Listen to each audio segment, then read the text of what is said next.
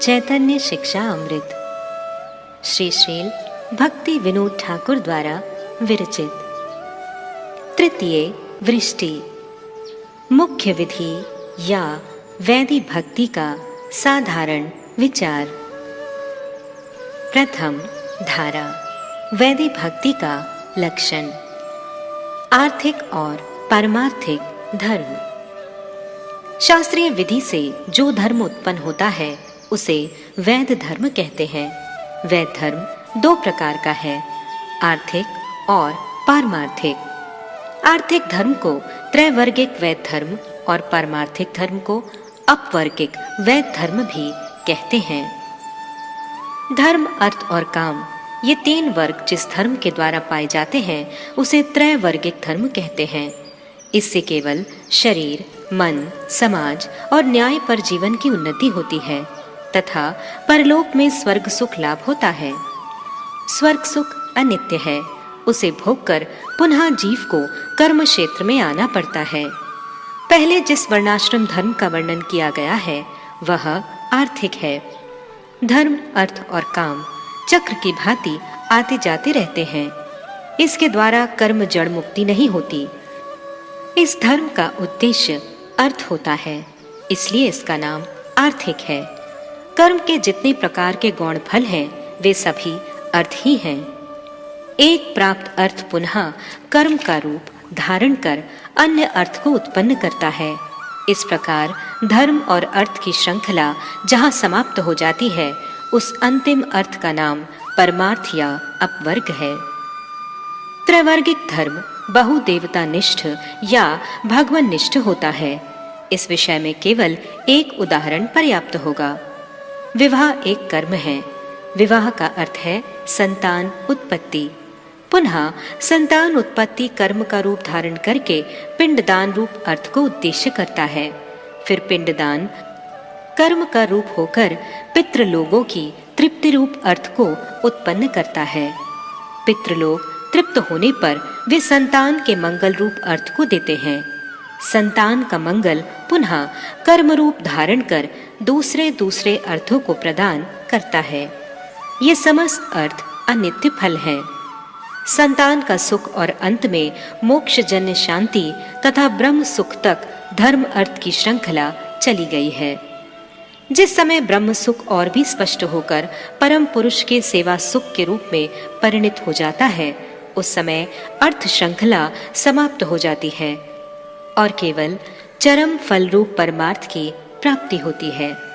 अपवर्ग शब्द के दो अर्थ हैं, मोक्ष और भक्ति। मोक्ष होने पर आत्मा जड़ से मुक्त होकर नित्य धर्म रूप भक्ति को प्राप्त करती है। आर्थिक और पारमार्थिक धर्म का भेद।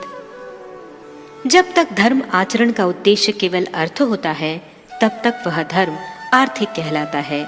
जब वही धर्म परमार्थ को उद्देश्य करता है तब उसका नाम पारमार्थिक धर्म होता है। आर्थिक धर्म का दूसरा नाम नैतिक धर्म या स्मार्त धर्म भी है। पारमार्थिक धर्म का नाम साधन भक्ति है।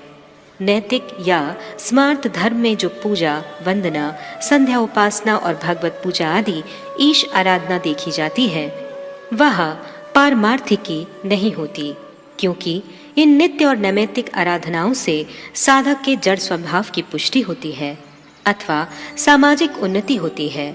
वे समस्त पूजाएं कर्म की श्रेणी में हैं, क्योंकि वे अर्थ को उत्पन्न कर निरस्त हो जाती हैं। ईश पूजा स्मार्त धर्म की दूसरी नीतियों के अंतर्गत एक नीति मात्र है। वह नित्य ईशानुगत्य लक्षण युक्त पारमार्थिक विधि नहीं है। जो कर्म केवल जगत के शारीरिक, मानसिक और सामाजिक कल्याण करते हैं वे कर्म नैतिक हैं। त्रैवर्गिक धर्म में परमेश्वर को तत्वतः अस्वीकार करके भी प्रवृत्ति का शोधन करने के लिए नैतिक कार्य के रूप में ईश्वर उपासना की व्यवस्था दी है। पाश्चात्य देशीय नास्तिक प्रधान कमेटी ने भी चित्त शुद्धि के लिए ईश्वर उपासना की व्यवस्था दी है। कर्म मार्ग में जहाँ भी ईश आराधना देखी जाती है वे सभी इसी श्रेणी की उपासनाएं हैं। योग शास्त्र में ईश्वर प्रणिधान का विधान देखा जाता है, परंतु उनकी इस ईश्वर प्रणिधान क्रिया का उद्देश्य योग सिद्धि है। अतः यह ईश्वर प्रणिधान भी पूर्ववत कर्मांग ही है। परंतु भक्ति शास्त्र में जिस वैदिक भक्ति की व्यवस्था है वह पारमार्थिक या विशुद्ध अपवर्गिक धर्म है। स्थिर चित्त से विचार करने पर ऐसा विदित होगा कि नैतिक या स्मार्त मत के वैद आर्थिक धर्म और नित्य ईशानुगत्य रूप वैद पारमार्थिक धर्म में बहुत बड़ा तात्विक भेद है। यह तात्विक भेद क्रिया का आकारगत भेद नहीं, प्रत्युत चित्त का निष्ठागत भेद है। निरीश्वर नैतिक और कर्म प्रिय स्मार्त गण केवल नैतिक निष्ठा को प्रधान मानते हैं तथा वैद आर्थिक धर्म में कटौती कर धर्म, अर्थ और काम तक उसकी सीमा निर्धारित कर उसे त्रैवर्गिक धर्म का नाम देते हैं। वैद पारमार्थिक भक्तजन वैद आर्थिक धर्म के फल, धर्म, अर्थ और काम में अपवर्ग को और उससे भी आगे निरुपाधिक प्रीति रूप अफुरंत अनंत फल को जोड़कर उसकी सीमा बढ़ाकर उसको जो आकार देते हैं वह स्मार्त धर्म से अवश्य ही पृथक है। वास्तव में नैतिक स्मार्त धर्म पारमार्थिक धर्म का क्रोडीभूत खंड धर्म विशेष है। वैद धर्म पूर्णता लाभ कर मुख्य विधि नाम ग्रहण कर पारमार्थिक धर्म हो पड़ता है। आर्थिक वैद धर्म को उन्नत करने से पारमार्थिक वैद धर्म होता है। ईशानुगत्य रूप जीव के नित्य धर्म को आर्थिक वैद धर्म में जोड़ देने से ही आर्थिक वैद धर्म रूप कली प्रस्फुटित होकर पारमार्थिक वैद धर्म होता है। संसार स्थित जीव पारमार्थिक धर्म को स्वीकार करने पर भी उनको वर्णाश्रमगत वैद आर्थिक धर्म त्याग नहीं करता। उनका शरीर, मन और समाज वर्णाश्रम धर्म की सहायता से सदैव पुष्ट होता रहेगा, परंतु शरीर, मन और समाज की पुष्टि से स्वच्छंदतापूर्वक स्थिर होने पर उसकी आत्मा परमेश्वर की उपासना में नियुक्त होकर नित्यानंद को प्राप्त होती है। वैद आर्थिक धर्म को कर्मकांड और वैद परमार्थिक धर्म को भक्ति अर्थात साधन भक्ति कहते हैं। इसलिए वैज्ञानिक विचार से गौण विधि रूप कर्म एक पर्व तथा मुख्य विधि रूप भक्ति एक दूसरे पर्व के रूप में दिखलाई पड़ते हैं। भक्ति प्राप्त करने के दो पथ। यहाँ ये भी जान लेना चाहिए कि जीव दो प्रकार से भक्ति प्राप्त करता है। पहला क्रम उन्नति प्रथा से या दूसरा आकस्मिकी प्रथा से। जीवों की श्रेणी का विभाग। श्री चैतन्य महाप्रभु जी ने श्री रूप गोस्वामी को क्रम उन्नति प्रथा का उपदेश इस प्रकार किया है। तार मध्य स्थावर जंगम दुई भेद, जंगमे तिर्यक जल स्थलचर विभेद। तार मध्य मनुष्य जाति अति अल्पतर, तार मध्य मलेच पुलिंद बौद्ध शबर। वेदनिष्ठ मध्य अर्धेक वेद मुखे माने, वेद निषिद्ध पाप करे धर्म नाही गणे। धर्माचारी मध्य बहुत कर्मनिष्ठ, कोटि कर्मनिष्ठ मध्य एक ज्ञानी श्रेष्ठ। कोटि ज्ञानी मध्य हाय एक जन मुक्त, कोटि मुक्त मध्य दुर्लभ एक कृष्ण भक्त। कृष्ण भक्त निष्काम अतैव शांत, भुक्ति मुक्ति सिद्धि कामी सकिले अशांत। श्री चैतन्य चरितामृत मध्य लीला 19 144 से 149। भक्त जीवन की सर्वश्रेष्ठता। वृक्ष आदि स्थावर आच्छादित चेतन है, स्थलचर, जलचर और नभचर आदि संकुचित चेतन है। पुलिंद, शबर आदि वन्य जातीय मानवगण एवं विज्ञान, शिल्प और सभ्यता संपन्न मलेच्छ गण नीति शून्य है। बौद्ध आदि निरीश्वर मानवगण केवल नैतिक हैं। जो लोग वेद को मौखिक रूप में मानते हैं वे कल्पित सेश्वर नैतिक हैं। धर्माचारी गण वास्तव सैश्वर नैतिक हैं। उन लोगों में से कोई कोई विशुद्ध तत्वज्ञानी होते हैं। बहुत से तत्वज्ञानियों में से कोई जड़ बुद्धि मुक्त होते हैं। करोड़ों जड़ बुद्धि मुक्तों में से कोई विरला ही भक्त होता है। सेश्वर नैतिकों में से जो लोग भोग रूप कर्म फल, मुक्ति रूप, ज्ञान फल या सिद्धि रूप योग फल को ग्रहण करते हैं वे सभी अशांत होते हैं। केवल कृष्ण भक्त ही शांत होते हैं। श्रीमद् महाप्रभु के उपदेश का तात्पर्य यह है कि जंगली मानव पहले सभ्य और ज्ञान संपन्न बने, फिर वे नीति स्वीकार करें, तत्पश्चात ईश्वर विश्वासी होकर धर्म का आचरण करें, पुनः धर्माचारी गण भोग, मोक्ष और सिद्धि रूप अवान्तर फल में आबद्ध न होकर कृष्ण भक्ति को स्वीकार करें। नर जीवन की क्रम उन्नति का यही वैध सोपान है। सभी शास्त्रों का यही मत है। संसार भ्रमिते कौन भाग्ये कहे तरे, नदीर प्रवाहे जैन काष्ठ लागे तीरे। भक्त जीवन में समग्र नैतिक गुणों का समावेश है। कृष्ण कृपा, साधु कृपा और पूर्व साधनों के फलस्वरूप विघ्न विनाश, इन तीनों के द्वारा आकस्मिकी प्रथा जहां कार्य करती है वहां क्रमोन्नति विधि स्थगित हो पड़ती है। समस्त प्रकार की विधियों के निर्माता श्री कृष्ण की स्वतंत्र इच्छा ही इसका मूल कारण है। युक्ति तर्क के द्वारा इसका सामंजस्य नहीं हो सकता। सारे विपरीत धर्म जिस तत्व में सामंजस्य प्राप्त करते हैं उस तत्व में विधि और कृपा का युक्तिगत विरोध भी, जिसे मानव बुद्धि सामंजस्य करने में असमर्थ है, सामंजस्य प्राप्त करता है। देव ऋषि नारद की कृपा से अनैतिक व्याध ने नीति स्वीकार न करके भी भक्त जीवन अपना लिया था। श्री रामचंद्र जी की कृपा से भीलिनी शबरी ने भी भाव अर्थात भक्तिमय जीवन को प्राप्त किया था। उन्होंने वन्य जीवन और भक्त जीवन के बीच जीवन के अन्य अवस्थाओं के धर्मों का अभ्यास या आचरण नहीं किया था। इससे ऐसा जाना जाता है कि भक्त जीवन की प्राप्ति के साथ ही साथ उनके जीवन में सभ्य जीवन तथा नैतिक जीवन के गुणों का समावेश अलंकार स्वरूप हो उठा था।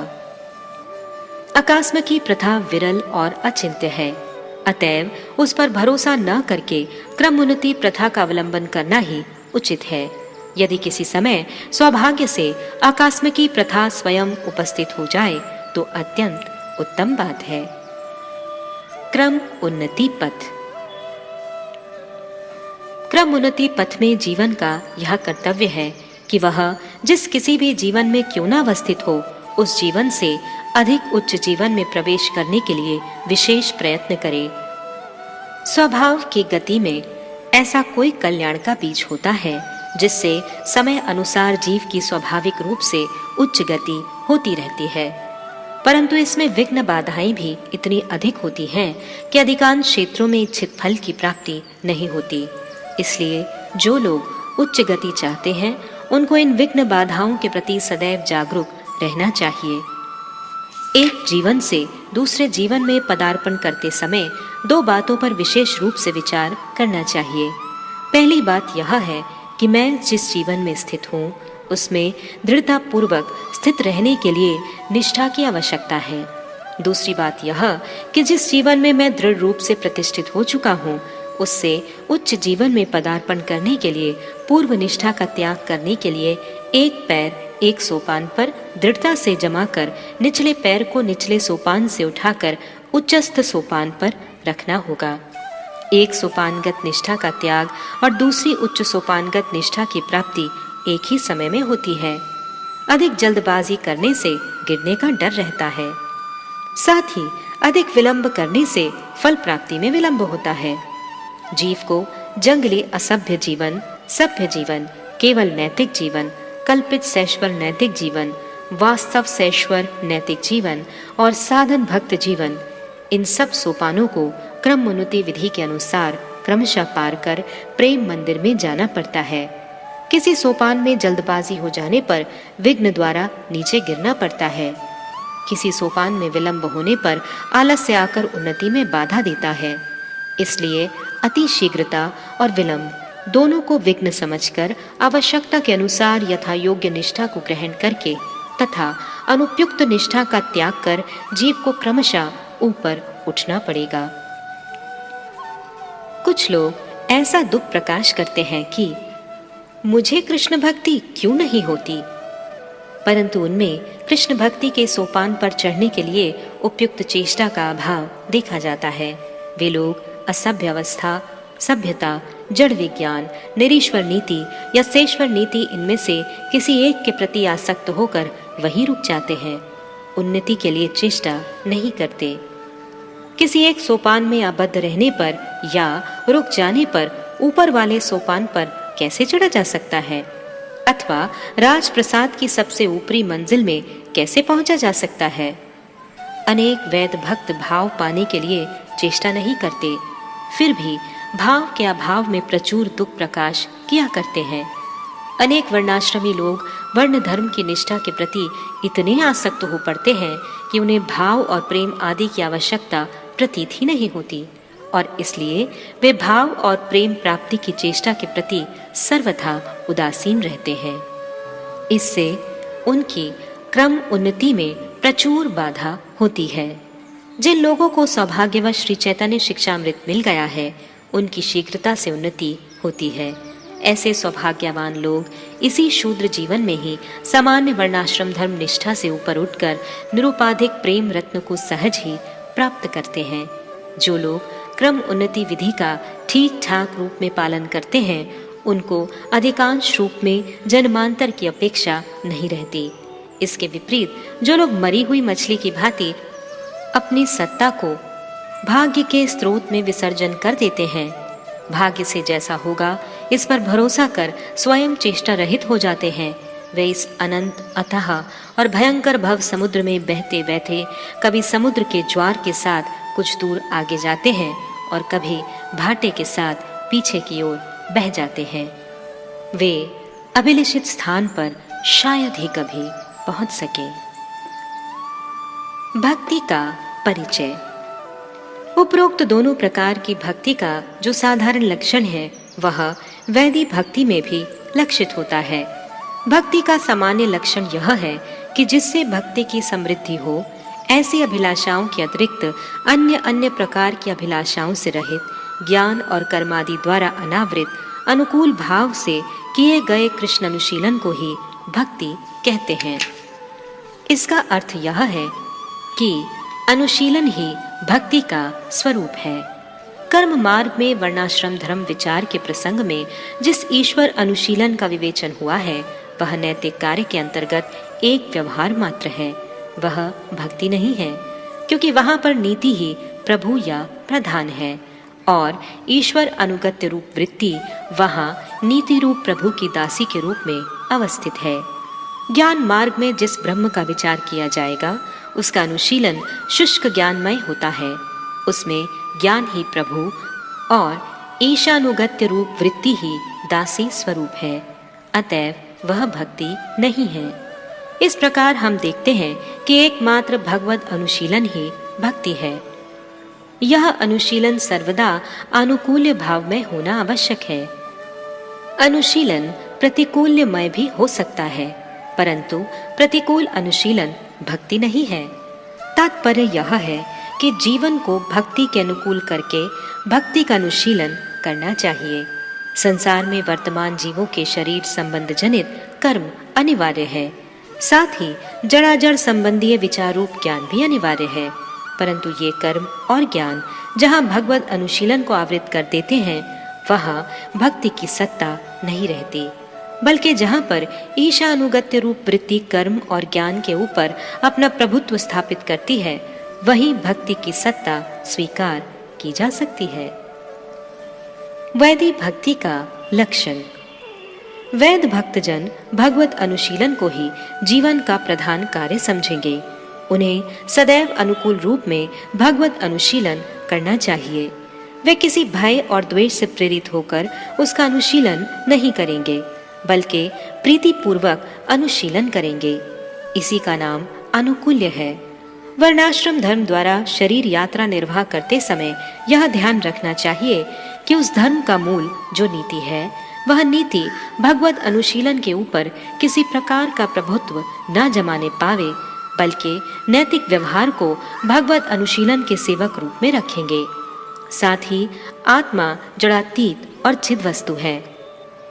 ऐसी उपलब्धि करने के लिए जो ज्ञान आलोचना की जाए उसे भी भगवत अनुशीलन के सेवक रूप में रखेंगे।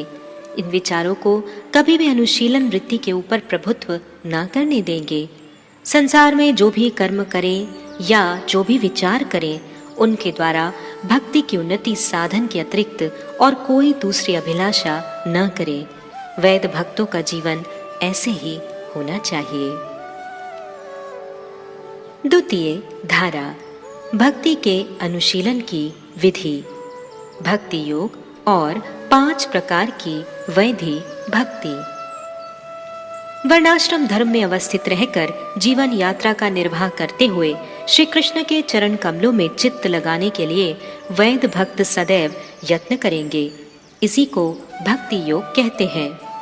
वैद भक्तों के लिए भगवत अनुशीलन ही कर्तव्य है।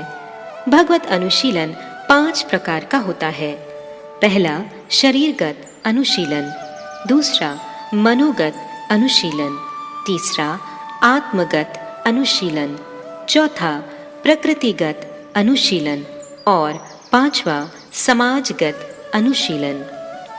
इन 5 प्रकार के भगवत अनुशीलनों की क्रमशः व्याख्या की जा रही है। पहला शरीरगत अनुशीलन। शरीरगत अनुशीलन 7 प्रकार के हैं। सभी बाह्य इंद्रियां इसके अंतर्गत हैं। 7 शरीरगत अनुशीलन इस प्रकार हैं। श्रवणगत अनुशीलन, कीर्तनगत अनुशीलन, आघ्राणगत अनुशीलन, दर्शनगत अनुशीलन, स्पर्शगत अनुशीलन, स्वादगत अनुशीलन तथा अंगगत अनुशीलन। पहला श्रवणगत अनुशीलन। यह 3 प्रकार का होता है। पहला शास्त्र श्रवण, दूसरा भगवत नाम एवं भगवत विषयक संगीत श्रवण और तीसरा भक्तिपूर्ण हरि कथा श्रवण। भगवत तत्व विचार, भगवत लीला और वर्ण रूप श्रीमद् भागवत शास्त्र, वैष्णवों के जीवन चरित्र और वैष्णव जगत के पौराणिक इतिहास श्रवण को शास्त्र श्रवण कहा जाता है। हमारे पूर्वाचार्यों ने वेदांत आदि शास्त्रों के प्रमाणों के आधार पर अवैष्णव सिद्धांतों का खंडन करते हुए जिन तत्व ग्रंथों की रचनाएं की हैं, उनका श्रवण करना एक प्रधान भगवत अनुशीलन का कार्य है। भगवान की भक्ति ही समस्त शास्त्रों का तात्पर्य है।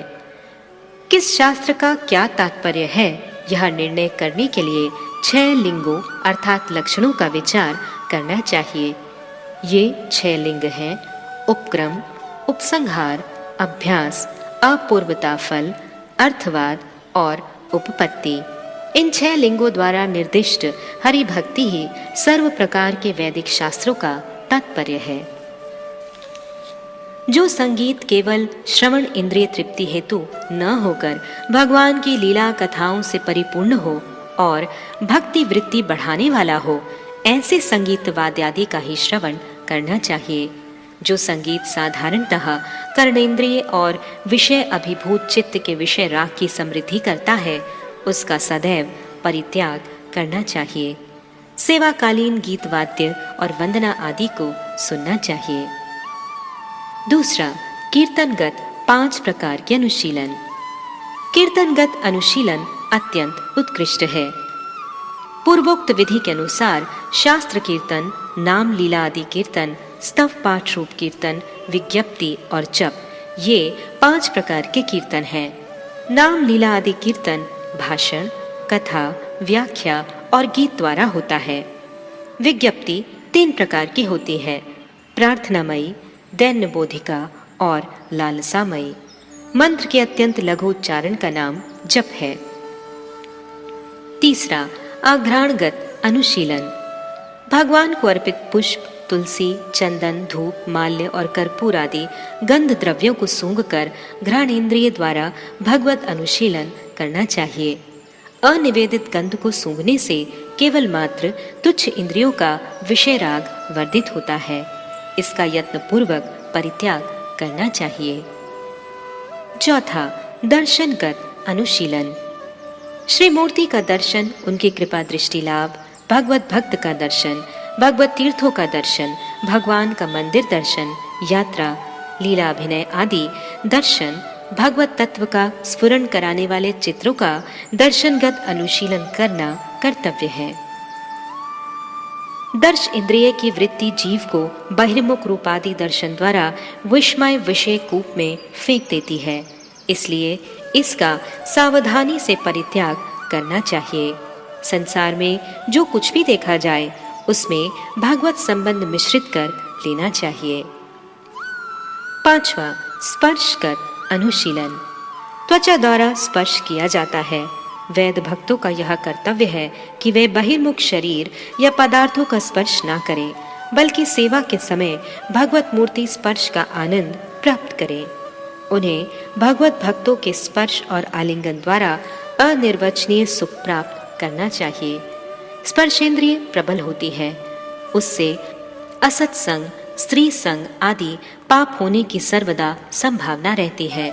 भक्तजन इस विषय में इस प्रकार दृढ़ प्रतिज्ञ होंगे कि जैसा भी संबंध क्यों ना हो, भगवत भक्तों के अतिरिक्त दूसरों का स्पर्श नहीं करेंगे। केवल शरीर से छू जाने को ही स्पर्श नहीं कहा जा सकता, बल्कि शरीर के साथ संलग्न होने पर जो इंद्रिय सुखोदय होता है उसी को ही स्पर्श कहते हैं।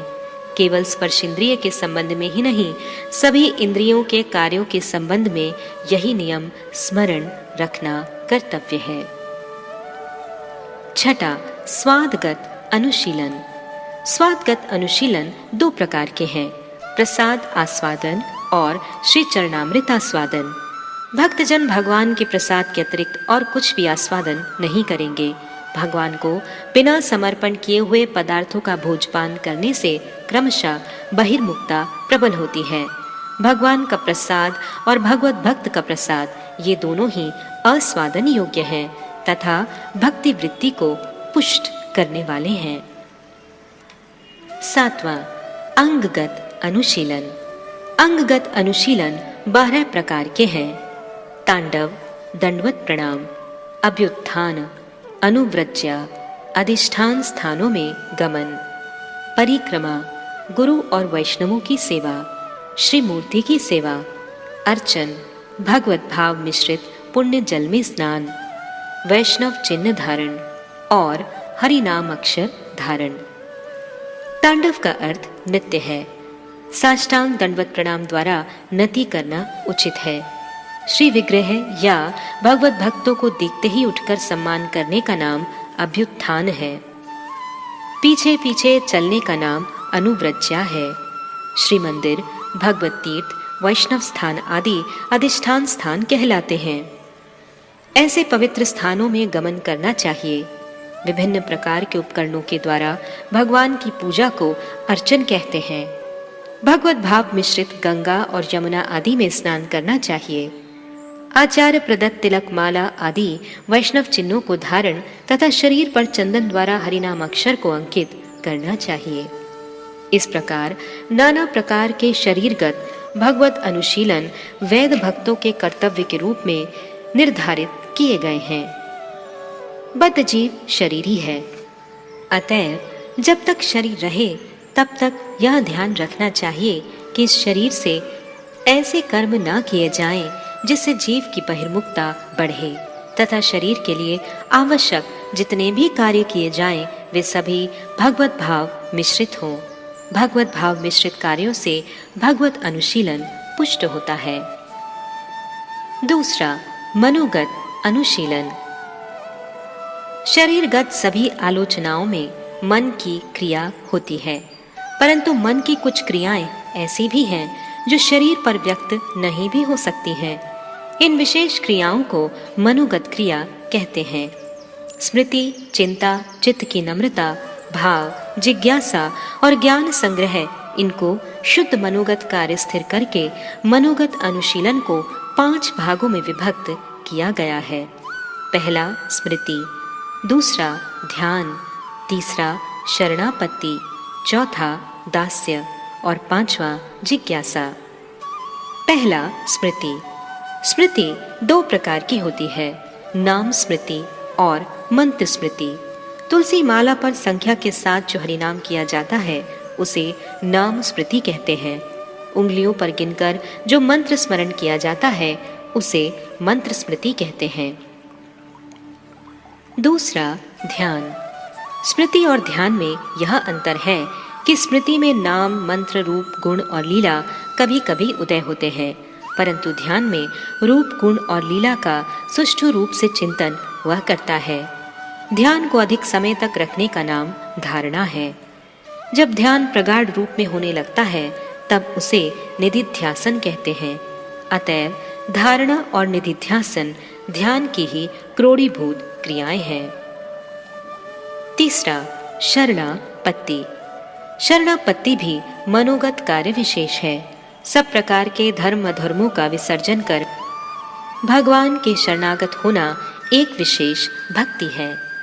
वैद भक्तों का इतना अधिकार नहीं होता, परंतु भगवान ही एकमात्र आश्रय है। ऐसी निश्चयात्मिका बुद्धि का होना ही उनके लिए शरणापत्ति है। वे कर्म और ज्ञान पर विश्वास नहीं करते। चौथा, दास्य। अपने को भगवान का दास समझना भी एक मानसिक भाव है। वैद भक्तजन दास्य रस का संपूर्ण रूप से आस्वादन नहीं कर पाते। पांचवा, जिज्ञासा। जिज्ञासा भक्तों का एक प्रधान कार्य है। जिस समय भगवत तत्व की जिज्ञासा हृदय में उदित होती है, उस समय सर्वप्रथम गुरु पदाश्रय, तदनंतर दीक्षा और अंत में भजन प्रक्रिया की शिक्षा होती है। तत्व जिज्ञासा के बिना बद्धजीव का परम कल्याण नहीं हो सकता। भक्ति शास्त्रों में धर्म जिज्ञासा को एक प्रधान अंग बतलाया गया है। तीसरा, आत्मगत अनुशीलन। आत्मगत अनुशीलन 6 प्रकार के होते हैं। पहला, सख्य। दूसरा, आत्मनिवेदन। तीसरा, भगवान के लिए अखिल चेष्टा। चौथा, प्रयोजन मात्र विषय स्वीकार। पांचवा, भगवान के लिए अपना भोग सुख परित्याग। और छठा, साधु वर्तमानुवर्तन। वैद भक्तों के संबंध में जिस आत्मा का परिचय पाया जाता है वह जड़ मुक्त आत्मा नहीं है। विशुद्ध आत्मा प्रकृत अहंकार रहित होती है। वैद भक्तों की आत्मा जड़ से मुक्त होने पर उपक्रम कर रही है। अतएव उनका प्राकृत या जड़ीय संबंध कुछ शिथिल होने पर भी प्राकृत अहंकार दूर नहीं हुआ होता। ऐसी अवस्था में स्थित आत्मा वैदी भक्ति का साधन करते समय आत्मा संबंधी एक विशेष भाव की आलोचना करती है। उसी आलोचना का नाम ही आत्मगत भगवत अनुशीलन है। सबसे पहले भगवान अत्यंत प्रिय सखा मालूम पड़ते हैं, परंतु ये सख्य रसगत सख्य से पृथक है। यही सख्य रसगत सख्य का बीज स्वरूप है। शरणागत जीव भगवान के चरणों में सर्वस्व समर्पण करते हैं। जो कुछ मेरा है उसे संपूर्ण रूप से भगवान के चरण कमलों में समर्पण कर दिया, ऐसा मानकर अपनी रक्षा के लिए तनिक भी प्रयास नहीं करते। उस समय शरीर और मन से जो कुछ भी चेष्टाएं करते हैं उन सब को केवल भगवान के उद्देश्य से ही करते हैं। स्त्री, पुत्र, ग्रह, पशु, अर्थ, संपत्ति, शरीर और मन, इन सब को भगवत सेवा का उपकरण समझते हैं। सब कुछ भगवान का है। सभी विषयों के स्वामी भगवान हैं और मेरे लिए जो अत्यंत आवश्यक है उसे मैं भगवत सेवा के लिए उपयुक्तता की प्राप्ति हेतु आवश्यकता अनुसार प्रसाद के रूप में ग्रहण कर रहा हूँ। इसके अतिरिक्त द्रव्य मैं ग्रहण नहीं करूँगा। उस समय मन में ऐसा ही भाव उठता है। उस समय भक्ति साधक भगवान के लिए अपना सारा सुख भोग त्याग कर देते हैं तथा प्राचीन भक्तों ने जिस भक्ति पथ को स्वीकार किया है उसी पर चलने के लिए भरसक प्रयास करते हैं। चौथा, देश, काल और द्रव्यगत भगवत अनुशीलन। वैद भक्त शरीर, मन और आत्मा द्वारा भगवत अनुशीलन करके ही संतुष्ट नहीं होते, क्योंकि वे इसके अतिरिक्त आवरण स्वरूप एक प्राकृत जगत को भी देखते हैं।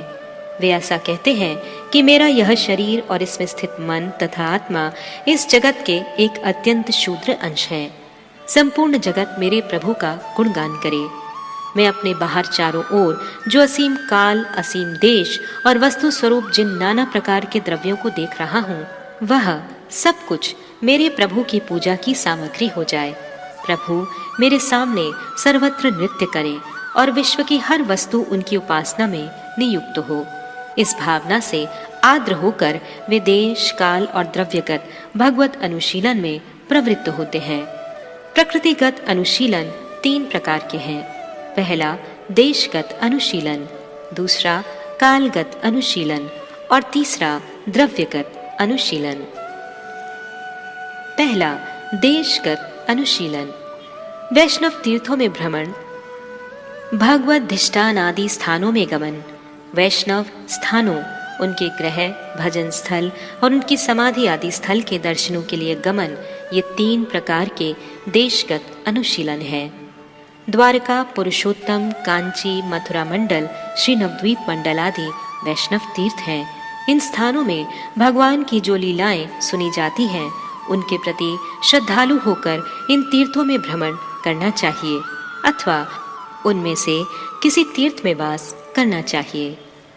भगवत चरणामृत रूपा गंगा और भगवत सेवा परायण यमुना आदि तीर्थ जलों में श्रद्धा पूर्वक स्नान करना चाहिए। जिन जिन स्थानों में भगवान के अर्चावतार रूप श्री मूर्ति की सेवा पूजा होती है, उन स्थानों में गमन करना चाहिए। परम भगवत भक्तों के गृह, ग्राम और उनकी भजन कुटी तथा समाधि आदि स्थान समूह वैष्णवों द्वारा सर्वदा आश्रणीय है। श्री चैतन्य देव के पार्षद महात्माओं की जन्मभूमि तथा उनकी भजन स्थलियों का श्रद्धा पूर्वक दर्शन करना चाहिए। इन तीर्थ स्थलों में गमन करने से अथवा वहां निवास करने से प्रतिदिन भगवान की वीरवती लीला कथा तथा भगवत भक्तों के भक्तिप्रद पूत चरित्र श्रवण तथा श्री कृष्णचंद्र के चरणों में रति पैदा होती है। दूसरा कालगत अनुशीलन। कालगत अनुशीलन सर्वदा विधेय है। 15 दिन तक संसार के नाना प्रकार के कार्यों को करके श्री हरिवासर अर्थात एकादशी के दिन आहार निद्रा का परित्याग करके भगवत अनुशीलन करना जीव मात्र का नितांत कर्तव्य है। ऊर्जा व्रत पालन अर्थात कार्तिक मास में नियम सेवा पालन करना सर्वतोभावेन कर्तव्य है। हरि लीला संबंधित पर्वों का सम्मान करना परम कल्याणजनक है। परम भागवतों के जीवन में जो बड़ी बड़ी घटनाएं घटित हुई हैं, उन सभी दिन और तिथियों का आदर करना परम पुनीत कर्तव्य है। तीसरा द्रव्यगत अनुशीलन। द्रव्यगत भगवत अनुशीलन अनेक प्रकार के हैं। उनकी गणना करना द्रव्य संख्या की भांति अत्यंत कठिन है। फिर भी उनमें से कुछ एक का वर्णन करने से अन्य सब की धारणा हो जाएगी। वृक्ष एक द्रव्य है, अतएव इस द्रव्य में भगवत अनुशीलन करने के लिए पीपल, आंवला, तुलसी आदि कतिपय अत्यंत पवित्र वृक्षों के संबंध में भगवत अनुशीलन होता है। मूर्ति एक द्रव्य है, इसलिए जीव के शुद्ध चित्त में प्रतिभात भगवत स्वरूप के अवतार रूप श्री मूर्ति की सेवा करना कर्तव्य है। पर्वतों में गोवर्धन, नदियों में गंगा यमुना, पशुओं में गाय और गोवत्स, ये सब भगवत अनुशीलन के निदर्शन स्वरूप हैं। श्री मूर्ति की सेवा और अर्चन के संबंध में मनुष्य के व्यवहार्य शयन आसन आदि कार्यों के उपयोगी सारी सामग्रियों तथा चंदन, गंध, द्रव्यादि वस्त्र और पलंग आदि सारे द्रव्यों को भगवत अर्पित करने की विधि है। अपने प्रिय द्रव्यों को भगवत अर्पित करने से वैद सेवा सुंदर होती है।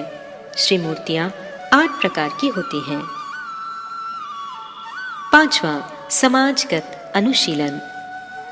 जब साधक भक्त यह अनुभव करते हैं कि अपने शरीर, मन, आत्मा और व्यवहार्य देश, काल और द्रव्य द्वारा भगवत अनुशीलन होने लगा, तब उनको अपार आनंद होता है। परंतु जब वे ये अनुभव करते हैं कि अभी भी कुछ बाकी है, तब उन्हें अतीव दुख होता है। दूसरे लोगों से उनका जो सामाजिक संबंध होता है, उनमें भगवत अनुशीलन होने से वे परम आनंदित होते हैं। ऐसा सोचकर वे समाजगत भगवत अनुशीलन विधियां निर्माण करते हैं, जिससे कि समाज के दूसरे व्यक्ति भी सहज ही भगवत अनुशीलन कर सके। समाजगत अनुशीलन 4 प्रकार के हैं। पहला सदगोष्ठी महोत्सव, दूसरा वैष्णव जगत समृद्धि, तीसरा, वैष्णव संसार पत्तन और उन्नतिकरण तथा चौथा, सभी जीवों को वैष्णव धर्म में दीक्षित कराने की चेष्टा। पहला, सदगोष्ठी महोत्सव।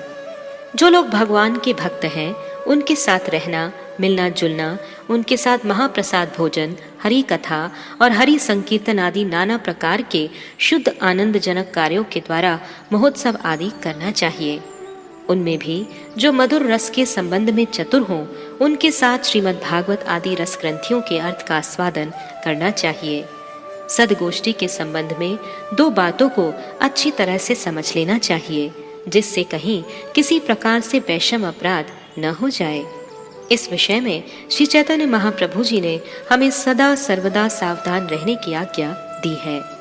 जो लोग संपूर्ण रूप से कपटी हैं, उनको बहिर्मुख जानकर उनके संग का सर्वतोभावीन परित्याग करना चाहिए। जो लोग सरल हैं, उनके प्रति दो प्रकार के व्यवहार हैं, सेवा और मर्यादा। सत वैष्णवों के मिलने पर उनके साथ अंतरंग संग और उनकी अंतरंग सेवा करना कर्तव्य है। इसके अतिरिक्त साधारण वैष्णव पक्षीय लोगों को यथा योग्य मर्यादा प्रदान करनी चाहिए। यह मर्यादा अवश्य ही बहिरंग सेवा के रूप में की जाती है। वैष्णव पक्षीय लोगों को 3 श्रेणियों में विभक्त किया जा सकता है। पहला, जो लोग वैष्णव सिद्धांत एवं तत्व को सर्वोत्तम तो मानते हैं, परंतु स्वयं अभी वैष्णव नहीं है। दूसरा, जिन्होंने वैष्णव चिन्ह और वैष्णव अभिमान ग्रहण कर लिया है, परंतु यथार्थ वैष्णव नहीं हो पाए हैं, अथच वैष्णवों के प्रति श्रद्धा रखते हैं। तीसरा, जो लोग वैष्णव आचार्यों के वंश परंपरा में जन्म लेकर वैष्णव चिन्ह और वैष्णव अभिमान अंगीकार करते हैं, फिर भी शुद्ध वैष्णव नहीं है। तीसरा, वैष्णव जगत समृद्धि।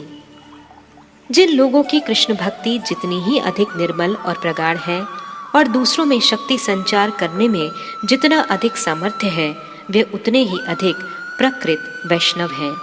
हृदय में थोड़ी सी विमल कृष्ण भक्ति उदित होने पर ही प्रकृत वैष्णव तत्व प्राप्त होता है। वैष्णव और वैष्णव पक्षीय लोगों का संग तथा उनकी मर्यादा का निरूपण किया गया है।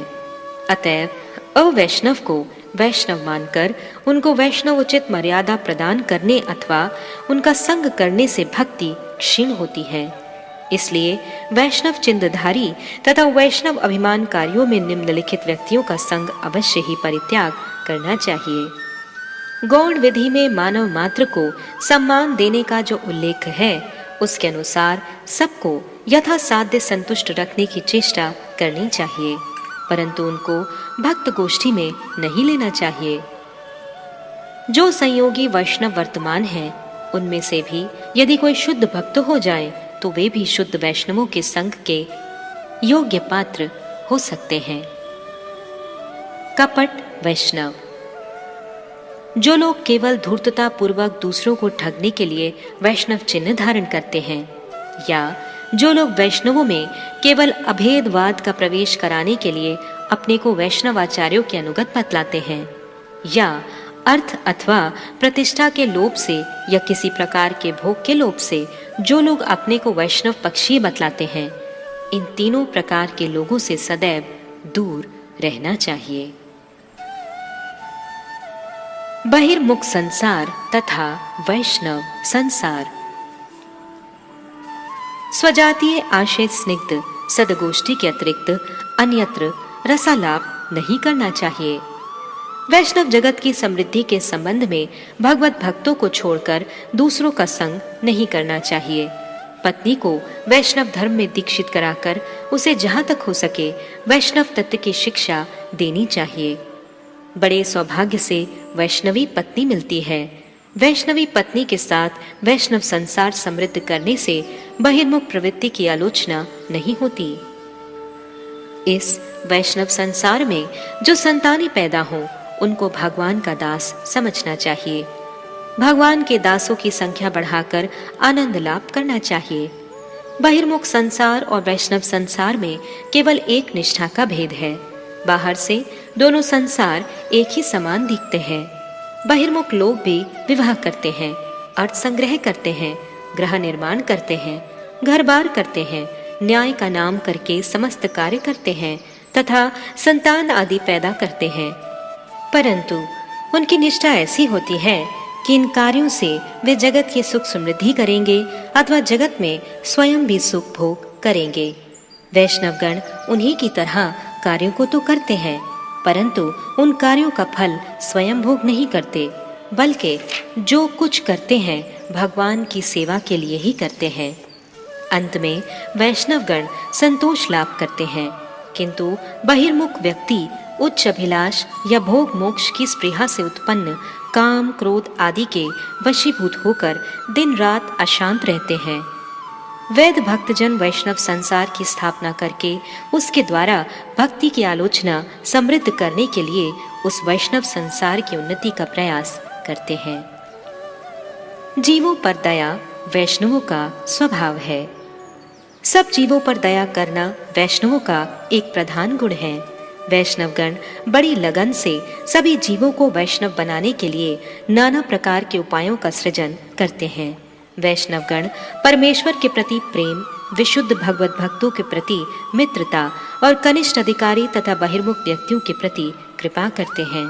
जो जीव सौभाग्यवशतः सत्संग प्राप्त करके भक्ति पथ पर चलने की कामना करते हैं, उनके प्रति भगवतगण असीम कृपा वितरण करके उनको परमार्थ की शिक्षा देते हैं तथा उनमें शक्ति संचार करके उनका उद्धार करते हैं।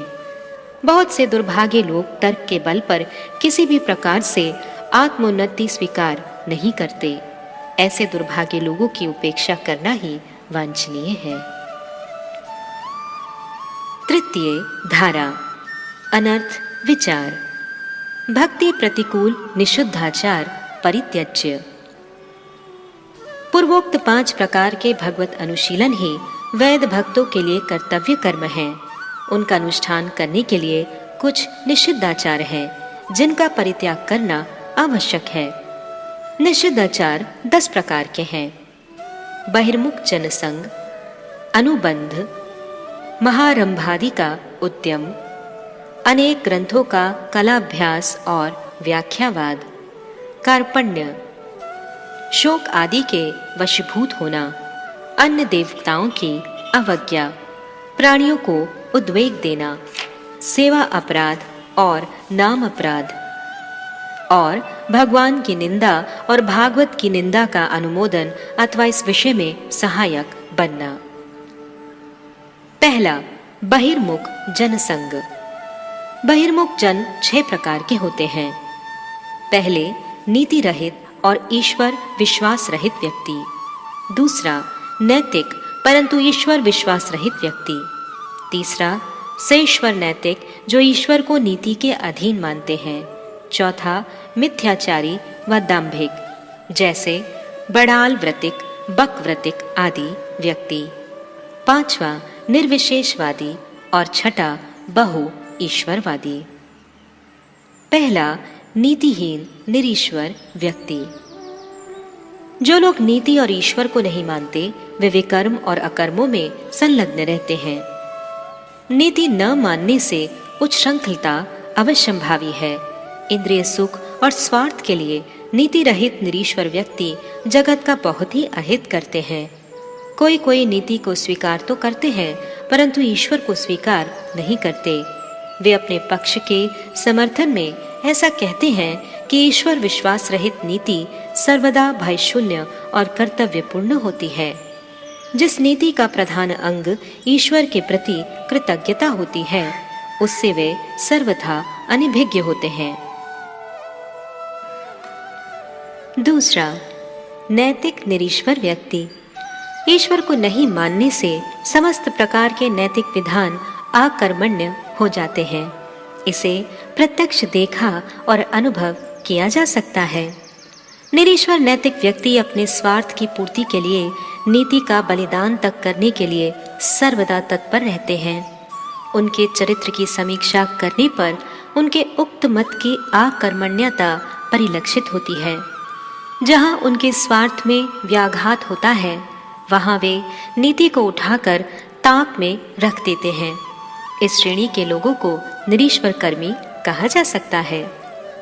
तीसरा, सेश्वर नैतिक। तीसरी श्रेणी के बहिर्मुख लोगों को सेश्वर कर्मी की संज्ञा दी गई है। ये लोग दो श्रेणियों में विभक्त हैं। जो लोग नीति में ईश्वर के प्रति कृतज्ञ रहने को एक प्रधान कर्तव्य मानते तो हैं, किंतु ईश्वर के अस्तित्व को स्वीकार नहीं करते, ये एक श्रेणी के लोग हैं। इनके विचार से ईश्वर की कल्पना करके पहले उसके प्रति श्रद्धा रखने एवं पीछे नीति का फल अच्छा होने पर ईश्वर विश्वास का परित्याग कर देने से तनिक भी हानि नहीं होती। दूसरी श्रेणी के सेश्वर कर्मी व्यक्तियों का मत है कि ईश्वर उपासना रूप संध्या वंदन आदि करते करते चित्त शुद्धि होती है। चित्त शुद्धि होने से ब्रह्म ज्ञान होता है। उस समय अर्थात ब्रह्म ज्ञान होने पर जीव का कुछ भी कृत्य अवशेष नहीं होता। इन लोगों के मतानुसार ईश्वर के साथ जीवों का संबंध रेल के यात्री के समान अल्पकालीन है, नित्य नहीं। दोनों श्रेणी के सेश्वर नैतिक पुरुष भक्ति विमुख हैं। चौथा, मिथ्याचारी और कनक कामिनी प्रतिष्ठा लोलुप। मिथ्याचारी चौथे प्रकार के बहिर्मुख लोगों की श्रेणी में है। ये दो प्रकार के होते हैं, बेडाल व्रतिक और वंचित। बेडाल व्रतिक को बिल्ली भगत भी कहते हैं, अर्थात ये लोग सुविधा अनुसार अपना स्वरूप बदलते हैं। ये लोग वास्तव में भक्ति की नित्यता स्वीकार नहीं करते, किंतु बाहर से ऐसा भाव प्रकाश करते हैं कि मानो भक्ति नित्य है। अत्यंत दूरगत स्वार्थ सिद्धि का साधन ही उनका मुख्य प्रयोजन है। भगवान के प्रति भक्ति करना उनका उद्देश्य नहीं होता। जब उनके मुख्य उद्देश्य की कलई खुल जाती है, तब वे सज्जन व्यक्तियों के द्वारा तिरस्कृत होते हैं। ऐसे लोग जगत की वंचना करते हुए संसार में अधर्म फैलाते हैं। बहुत से निर्बोध लोग उनकी बाहरी रूप का दर्शन कर उनके पथ का अवलंबन करते हैं और अंत में भगवत विमुख हो पड़ते हैं। ये लोग ऊपर से वैष्णव चिन्ह धारण करते हैं, सब समय लोगों को दिखलाकर भगवान का नाम करते हैं, संसार के प्रति अनासक्ति दिखलाते हैं, समय समय पर उपदेशपूर्ण बातें भी कहते हैं, परंतु ये सब कुछ दिखलाने के लिए ही होता है। भीतर ही भीतर छिप छिप कर कनक कामनी और प्रतिष्ठा का संग्रह करना ही इनका आंतरिक भाव होता है। ऐसे ऐसे अपसंप्रदाय सर्वत्र पाए जाते हैं। पांचवा, निर्विशेषवादी। इनके विचार से भक्ति साधन के द्वारा चित्त शुद्धि होने पर तत्व का प्रत्यक्षीकरण होता है। ये तत्व मुक्ति है। जीव का सर्वनाश ही मुक्ति है, क्योंकि जीव नाम की जो विशेषता है उसका नाश होने पर सभी एक निर्विशेष अवस्था को प्राप्त हो जाते हैं। इनके विचार से भक्ति और भगवान अनित्य है, दास्य बोध साधन मात्र है, फल नहीं। यहाँ पर हम इनके मत की विशेष आलोचना नहीं करेंगे, परंतु संक्षेप में इतना ही कहना है कि भक्तों के लिए ऐसे मतावलंबी लोग बहिर्मुख होने के कारण अवश्य ही परित्यज्य हैं, अन्यथा भक्ति तत्व लघु हो जाएगा, अर्थात ऐसे व्यक्तियों का संग करने से भक्ति क्षीण हो जाएगी। छठा, बहु ईश्वरवादी। जो लोग अनेक ईश्वरों को स्वीकार करते हैं वे एक निष्ठ नहीं होते, इसलिए ऐसे लोगों का संग करने से भक्ति निष्ठा क्रमशः तिरोहित हो जाती है। वैद भक्तों के लिए इन 6 प्रकार के बहिर्मुख लोगों का संग करना अनुचित है। किसी सभा में एक साथ बैठना, नदी पार होने के समय अथवा रेल आदि में यात्रा करते समय एकत्र बैठना, एक घाट पर स्नान करना अथवा बाजार में एक साथ बैठकर क्रय विक्रय करना, इन सबको संग करना नहीं कहा जा सकता। किसी व्यक्ति के साथ आंतरिक प्रीति पूर्वक परस्पर व्यवहार करने का नाम ही संग है। ऐसे बहिर्मुख लोगों का संग कभी भी नहीं करना चाहिए। दूसरा, अनुबंध। वैद भक्तों के लिए अनुबंध एक निषिद्धाचार है। अनुबंध 4 प्रकार के हैं। पहला, शिष्य द्वारा अनुबंध। दूसरा, संगी द्वारा अनुबंध। तीसरा, भृत्य द्वारा अनुबंध। और चौथा, बंधु बांधव द्वारा अनुबंध।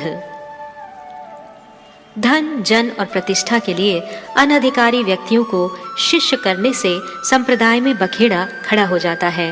अतएव उपयुक्त पात्र न होने से वैद भक्त कदापि शिष्य न करेंगे। वैद भक्तों के लिए शुद्ध भक्तों का संग करना ही उचित है। इसके विपरीत यदि वे विषयी लोगों का अथवा अभक्तों का संग करते हैं तो उनकी भक्ति की हानि होती है। इसलिए यदि संगी ना भी मिले तो वह अच्छा है, तथापि अभक्त जनों का संग कदापि नहीं करना चाहिए। यदि कोई नौकर रखना हो तो भक्ति परायण व्यक्ति को ही रखना चाहिए, अन्यथा अमंगल होने की संभावना रहती है। किसी भी व्यक्ति के साथ नया संबंध अथवा बंधुत्व आरंभ करने के पहले उसकी वैष्णवता की परीक्षा करना अत्यंत आवश्यक है। यदि उस व्यक्ति में वैष्णवता का अभाव हो तो उसके साथ संबंध नहीं करना चाहिए। तीसरा, महारंभादि का उद्यम। अत्यंत अधिक धन, जन और तड़क भड़क के साथ संपन्न होने वाले उत्सव और समारोहों को महारंभ कहते हैं। ये 3 अवस्था में परित्यज्य हैं। पहला, यदि उद्योगकर्ता के पास उपयुक्त धन ना हो तो वह उस कार्य में हाथ ना डाले। दूसरा, यदि जीवन का अवसान हुआ हो तो ऐसी दशा में भी बृहद कार्य आरंभ नहीं करना चाहिए। तीसरा, अनेक लोगों की सहायता के बिना जो कार्य संभव नहीं है, अथच ऐसी सहायता मिलने की कोई आशा नहीं है, ऐसे बड़े कार्य के लिए उद्यम करना कल्याणजनक नहीं होता, बल्कि वह भजन में बाधक होता है। यदि मठ, मंदिर, आश्रम, सभा आदि जैसे बृहद कार्यों के संपन्न करने में धन और सहायता मिलने में अधिक कठिनाई प्रतीत हो तो उसके लिए प्रयत्न नहीं करना चाहिए। चौथा, अनेक ग्रंथों का कलाभ्यास और व्याख्यावाद। भक्तजन भक्ति शास्त्र, तदनुगत ज्ञान शास्त्र और कर्म शास्त्र की शिक्षा ग्रहण करेंगे, परंतु समय का अभाव बतलाकर अनेक ग्रंथों के एक एक अंश को पढ़कर छोड़ेंगे नहीं। जिस ग्रंथ को पढ़ें उसे संपूर्ण रूप से पढ़ें, अन्यथा केवल इधर उधर देखकर कुछ अंश पाठ कर अंत में तार्किकों की श्रेणी में परिगणित होंगे। कुछ लोग ऐसे होते हैं जो व्याख्या सुनकर उसका अच्छा बुरा न समझकर भी उसका प्रतिवाद करने लगते हैं। भक्तों के लिए इस प्रकार का निरर्थक तर्क करना सर्वथा निषिद्ध है। पांचवा, कार्पण्य। कार्पण्य का तात्पर्य कृपणता से है। यह 3 प्रकार की होती है: व्यवहार में कृपणता, अर्थ में कृपणता और परिश्रम में कृपणता। अभ्युत्थान और आंतरिक प्रीति के साथ वैष्णवों से व्यवहार करना चाहिए। लौकिक सम्मान और पुरस्कार के द्वारा ब्राह्मणों के साथ व्यवहार करना चाहिए। यथा योग्य वस्त्र और भोजन आदि देकर पाल्यजनों के साथ व्यवहार करना चाहिए। दूसरे के द्रव्यों को उचित मूल्य देकर ग्रहण करना चाहिए। कर, शुल्क और दान आदि के द्वारा राजा की सहायता करनी चाहिए। उपकार करने वालों के प्रति कृतज्ञता स्वीकार, दरिद्र को अन्न आदि दान, रोगियों को औषधि दान तथा शीत आदि से पीड़ित व्यक्ति को वस्त्र दान आदि के द्वारा व्यवहार करना चाहिए। जब जगत के सभी प्राणी व्यवहार योग्य पात्र हैं, उनके साथ यथा योग्य व्यवहार करने से कृपणता का दोष नहीं लगता। यदि घर में कुछ भी न रहे तो भी मधुर वाणी से सबका सत्कार करना ही यथेष्ट है। किसी के साथ मधुर वाणी द्वारा, किसी के साथ अर्थ के द्वारा और किसी के साथ श्रम के द्वारा जहाँ जैसा उचित हो सद्व्यवहार करना चाहिए। भक्तों के लिए व्यवहार में कृपणता करना निषिद्ध है। छठा, 4 प्रकार की वशवर्तिता। वशवर्तिता एक प्रधान दोष है। वशवर्तिता 4 प्रकार की है: शोक आदि के वशीभूत होना, किसी अभ्यास के वशीभूत होना, किसी मादक द्रव्य के वशीभूत होना और किसी कुसंस्कार के वशीभूत होना। पहली, शोक आदि के वशीभूत होना। संसार में वर्तमान जीवों के लिए शोक, क्षोभ क्रोध, लोभ और मोह के सैकड़ों कारण हैं, परंतु वैद भक्तगण इन कारणों के उपस्थित होने पर भी शोक के वशीभूत नहीं होंगे। शोक होने से लघुता होती है एवं भक्ति के अनुशीलन में बाधा उत्पन्न होती है। इसलिए इस विषय में सतर्क रहना ही उचित है। दूसरी, किसी अभ्यास के वशीभूत होना। दिन में या प्रातः काल में सोना, अकारण पान खाना, असमय में भोजन पान, असमय में शौच आदि गमन, उत्तम शय्या पर शयन, उत्कृष्ट सुस्वादु भोजन आदि नाना प्रकार के अभ्यासों के वशीभूत होकर अंत में बड़ा दुख उठाना पड़ता है। जीवन धारण के लिए जो अत्यंत आवश्यक हो, केवल मात्र उसे ही स्वीकार करके अनावश्यक व्यवहारों के द्वारा अभ्यास के कदापि वशीभूत नहीं होना चाहिए। तीसरा, किसी मादक द्रव्य के वशीभूत होना। मादक द्रव्यों का सेवन करने से बहुत प्रकार के अनर्थ होते हैं। उन द्रव्यों के वशीभूत होने पर अंत में भक्ति सोपाधिक हो पड़ती है। मद्य, गांजा, अफीम, चरस और भांग आदि की तो बात ही क्या कहें। बीड़ी, तंबाकू, पान इत्यादि भी वैष्णवों के लिए सेवनीय नहीं है। इन मादक द्रव्यों का सेवन करना वैष्णव शास्त्रों के विरुद्ध है। तंबाकू का धूम्रपान करने से अर्थात सिगरेट, बीड़ी इत्यादि पीने से जीव उसके अत्यंत वशीभूत हो पड़ता है। यहाँ तक कि उसके लिए असत संग करने के लिए भी बाध्य हो पड़ता है। चौथा, कुसंस्कारों के वशीभूत होना। कुसंस्कारों के वशीभूत होना एक प्रधान उत्पात है। कुसंस्कारों से पक्षपात करने की भावना पैदा होती है। पक्षपात की भावना पैदा होने पर सत्य के प्रति आदर हृदय में नहीं रहता। वैष्णवोचित चिन्ह आदि धारण करना वैदी भक्ति का एक अंग है। इसके द्वारा शरीरगत भगवत अनुशीलन हुआ करता है, परंतु तिलक आदि धारण करना ही वैष्णव का प्रधान लक्षण है। ऐसा समझना संप्रदाय पक्षपात रूप कुसंस्कार मात्र है। इस कुसंस्कार के वशीभूत होने पर कुछ लोग वैष्णव चिन्हों से रहित साधु वैष्णवों का अनादर करते हैं। परिणामतः संप्रदाय में साधु संघ का अभाव होता है। तब उक्त कुसंस्कार के वशीभूत होने पर अन्यत्र साधु संघ पाने के लिए प्रयत्न नहीं होता। साधु संघ के बिना कल्याण नहीं होता। अतएव कुसंस्कार के वशीभूत होने पर दूसरी जगह अर्थात दूसरे संप्रदाय में प्राप्त वैष्णव संग न करने से भक्ति प्रवृत्ति क्रमशः क्षीण हो जाती है। अतः यह एक भयंकर दोष है। इसके अतिरिक्त वर्णाश्रम धर्म में आबद्ध कुसंस्कार के कारण उच्च वर्ण के भक्ति रहित लोग नीच वर्ण में उत्पन्न शुद्ध भक्तों का संग करने में अपनी हीनता समझते हैं। अतएव यह भी कुसंस्कार ही है। कभी कभी यह कुसंस्कार आत्मघाती विद्वेष की भावना भी उत्पन्न करता है। सातवां, अन्य देवताओं के प्रति अवज्ञा। किसी भी देवता की कभी भी अवज्ञा नहीं करनी चाहिए। शास्त्रों में देवताओं की अवज्ञा करना निषिद्ध माना गया है। देवता दो प्रकार के होते हैं, भगवान के अवतार विशेष और अधिकार प्राप्त जीव। भगवत अवतार स्वरूप जो देवता है उनकी कदापि अवज्ञा नहीं करनी चाहिए। इस विषय में विचार करने की कोई आवश्यकता नहीं है।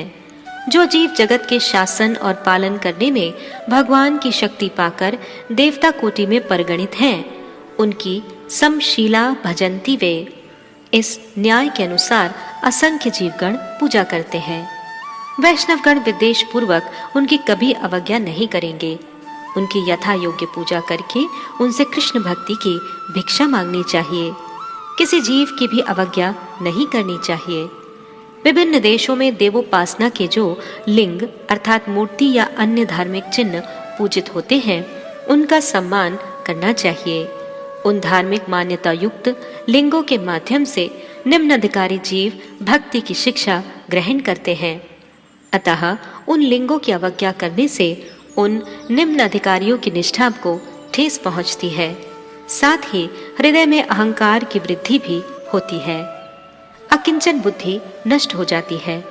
अंतःकरण भक्ति के विराजमान होने के लिए सिंहासन बनने योग्य नहीं रह जाता। 8वां, प्राणियों को उद्वेग देना। किसी भी जीव को उद्वेग नहीं देना चाहिए। अपने भोजन के लिए किसी भी प्राणी की हत्या करना भूतोद्वेग का कार्य है। किसी के कुकर्मों या अशुभ बातों को लेकर इधर उधर आंदोलन करना, दूसरे की निंदा, किसी के साथ कलह, दूसरे के प्रति कटु वचन, झूठी गवाही देना, अपने आडंबर के लिए दूसरों की सुविधा में बाधक बनना, ये नाना प्रकार के भूतोद्वेग के कार्य हैं। वैध भक्त ऐसे कार्यों से बचेंगे। पर हिंसा, चोरी, परधन का अपव्यय, किसी को चोट पहुंचाना तथा पराई स्त्री का लोभ आदि, ये सब कार्य भूतोद्वेग कर हैं। भूतोद्वेग के विषय में कुछ विचार करना कर्तव्य है। जो लोग भक्ति का आश्रय ग्रहण करते हैं, उनके हृदय में सब जीवों के प्रति स्वाभाविक रूप में दया पैदा हो जाती है। दया का भक्ति से पृथक कोई अस्तित्व नहीं है। जो वृत्ति परमेश्वर को अर्पित होने पर भक्ति या प्रेम कहलाती है, वही वृत्ति विभिन्न श्रेणी के जीवों के संबंध में मैत्री, कृपा और उपेक्षा स्वरूपा दया हो पड़ती है। यही जीव के नित्य सर्वधर्मांतर्गत भाव विशेष है। वैकुंठ अवस्था में केवल मैत्री और बद्धावस्था में विभिन्न श्रेणी के पात्रों के प्रति मैत्री, कृपा और उपेक्षा रूप भाव समूह नित्य स्वरूपगत दया के भिन्न भिन्न परिचय मात्र हैं। सांसारिक जीव के संबंध में यह दया ही अत्यंत संकुचित अवस्था में स्व शरीर निष्ठ होती है। कुछ विकसित होने पर अपने ग्रहवासी जीवनिष्ठ होती है। कुछ और अधिक विकसित होने पर स्ववर्णनिष्ठ हो पड़ती है। कुछ और अधिक विकसित होने पर स्वदेशवासी स्वजातिनिष्ठ हो पड़ती है। कुछ और विकसित होने पर स्वदेशवासी सर्व जननिष्ठ होती है। कुछ और विकसित होने पर सर्व मानव वनिष्ठ हो जाती है तथा संपूर्ण रूप से विकसित होने पर सर्व जीवनिष्ठ आर्द्र भाव धारण करती है। अंग्रेजी भाषा में जिसे पैट्रियोटिज्म कहते हैं, वह स्वदेशवासी व जातिनिष्ठ भाव विशेष मात्र है, जिसे फिलैंथ्रोपी कहा जाता है। वह सर्वमानव निष्ठ भाव विशेष है। वैष्णवगण इन सीमाबद्ध संकुचित भावों तक ही आबद्ध नहीं रहते। उनके लिए प्राणी मात्र के प्रति उद्वेगारित्य रूप प्रति परम आर्द्रता स्वरूप दया ही एकमात्र वर्णीय भाव है। 9वां, सेवा अपराध और नाम अपराध। वैद भक्तगण सेवा अपराध और नाम अपराध से सदैव सावधान रहेंगे। वराह पुराण तथा पद्म पुराण में सेवा अपराध 5 प्रकार के बतलाए गए हैं। सामर्थ्य के रहते हुए भी यत्न का अभाव, अवज्ञा, अपवित्रता, निष्ठा का अभाव और गर्व या अभिमान। श्री मूर्ति सेवा के संबंध में जो अपराध शास्त्रों में कहे गए हैं, वे सभी अपराध पूर्वोक्त 5 विभाग में विभक्त किए जा सकते हैं।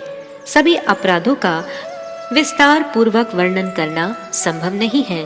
अतएव वराह पुराण और पद्म पुराण आदि शास्त्रों में जो अपराध बतलाए गए हैं, उन्हीं का संक्षेप में यहाँ वर्णन किया जा रहा है।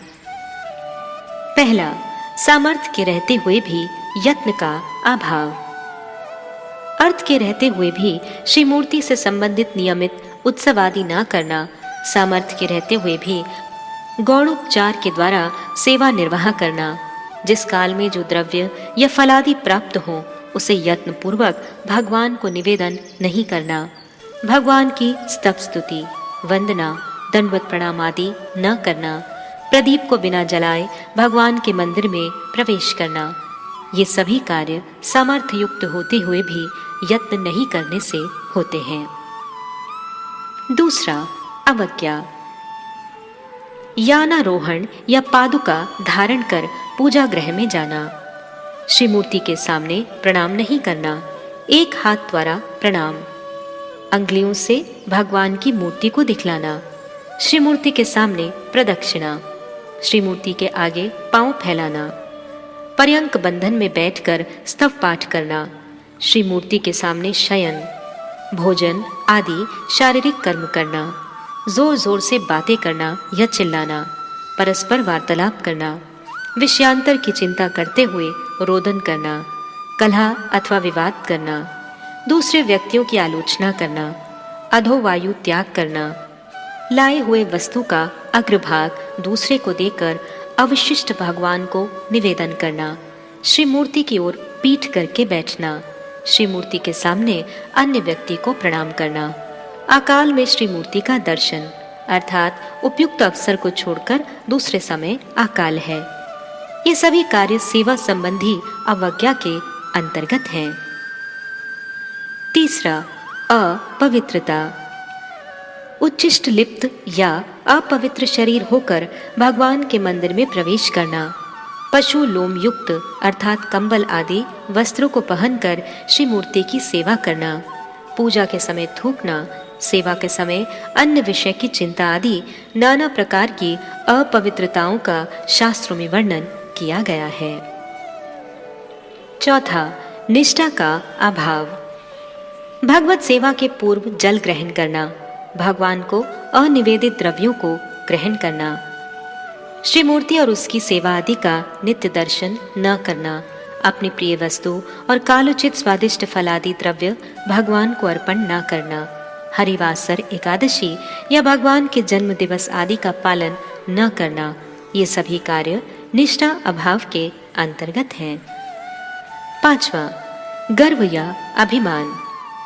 सेवा करते समय अपने को अकिंचन भगवान का दास जानना चाहिए।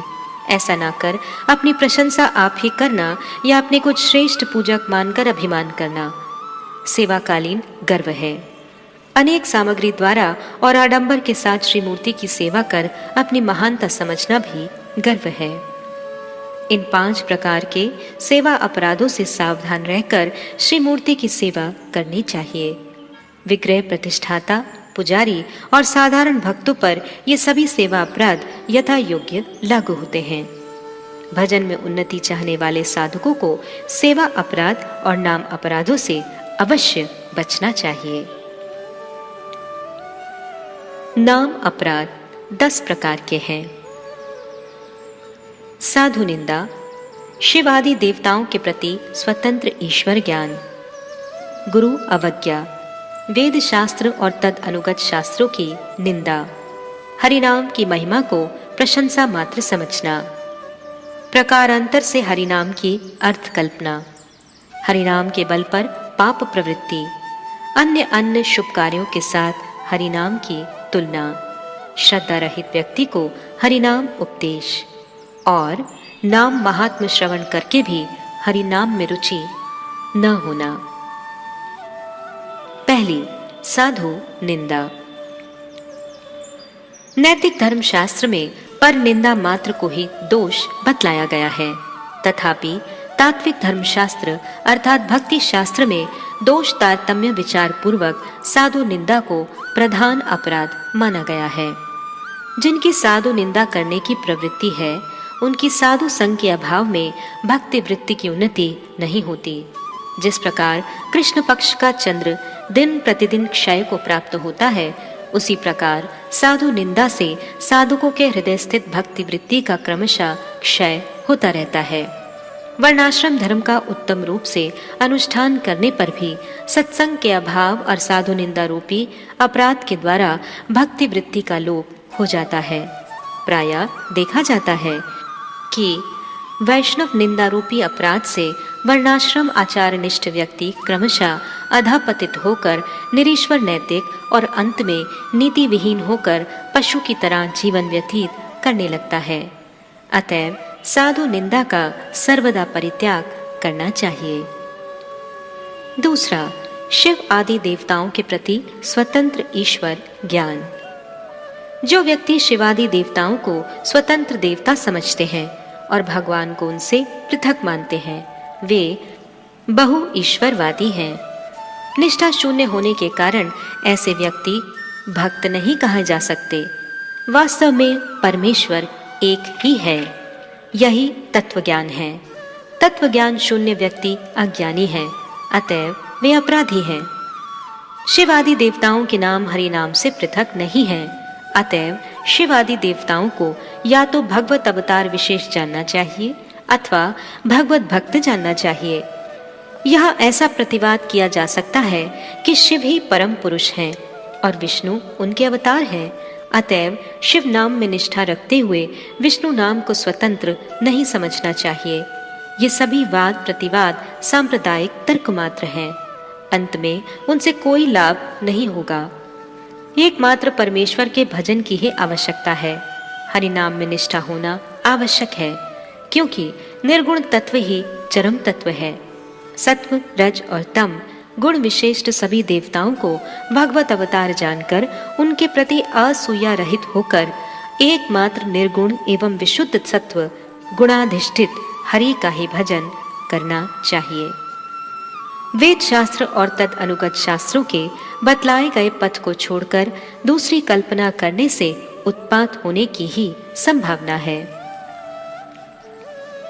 विष्णु सच्चिदानंद घन नित्य साकार मूर्ति है। जिन जिन शास्त्रों में शिव, प्रकृति, गणेश, सूर्य और इंद्र आदि देवताओं की उपासना की बात बतलाई गई है, उन शास्त्रों में उन्हें सगुण देवता कहा गया है अथवा उनकी उपासना को निर्गुण ब्रह्म की प्राप्ति का कल्पित उपाय मात्र कहा गया है। वैष्णव शास्त्रों में हरि को सच्चिदानंद अप्राकृत साकार रूप परम तत्व बतलाया गया है। हरि सेवा के द्वारा ब्रह्म की प्राप्ति होती है। यह भूल सिद्धांत है, अतएव कल्पित देव स्वरूप की साध्य रूप के साथ तुलना नहीं हो सकती। शिव आदि देवताओं को सिद्ध स्वरूप जानने से अद्वैतवाद और भक्तिवाद दोनों ही नष्ट हो जाते हैं।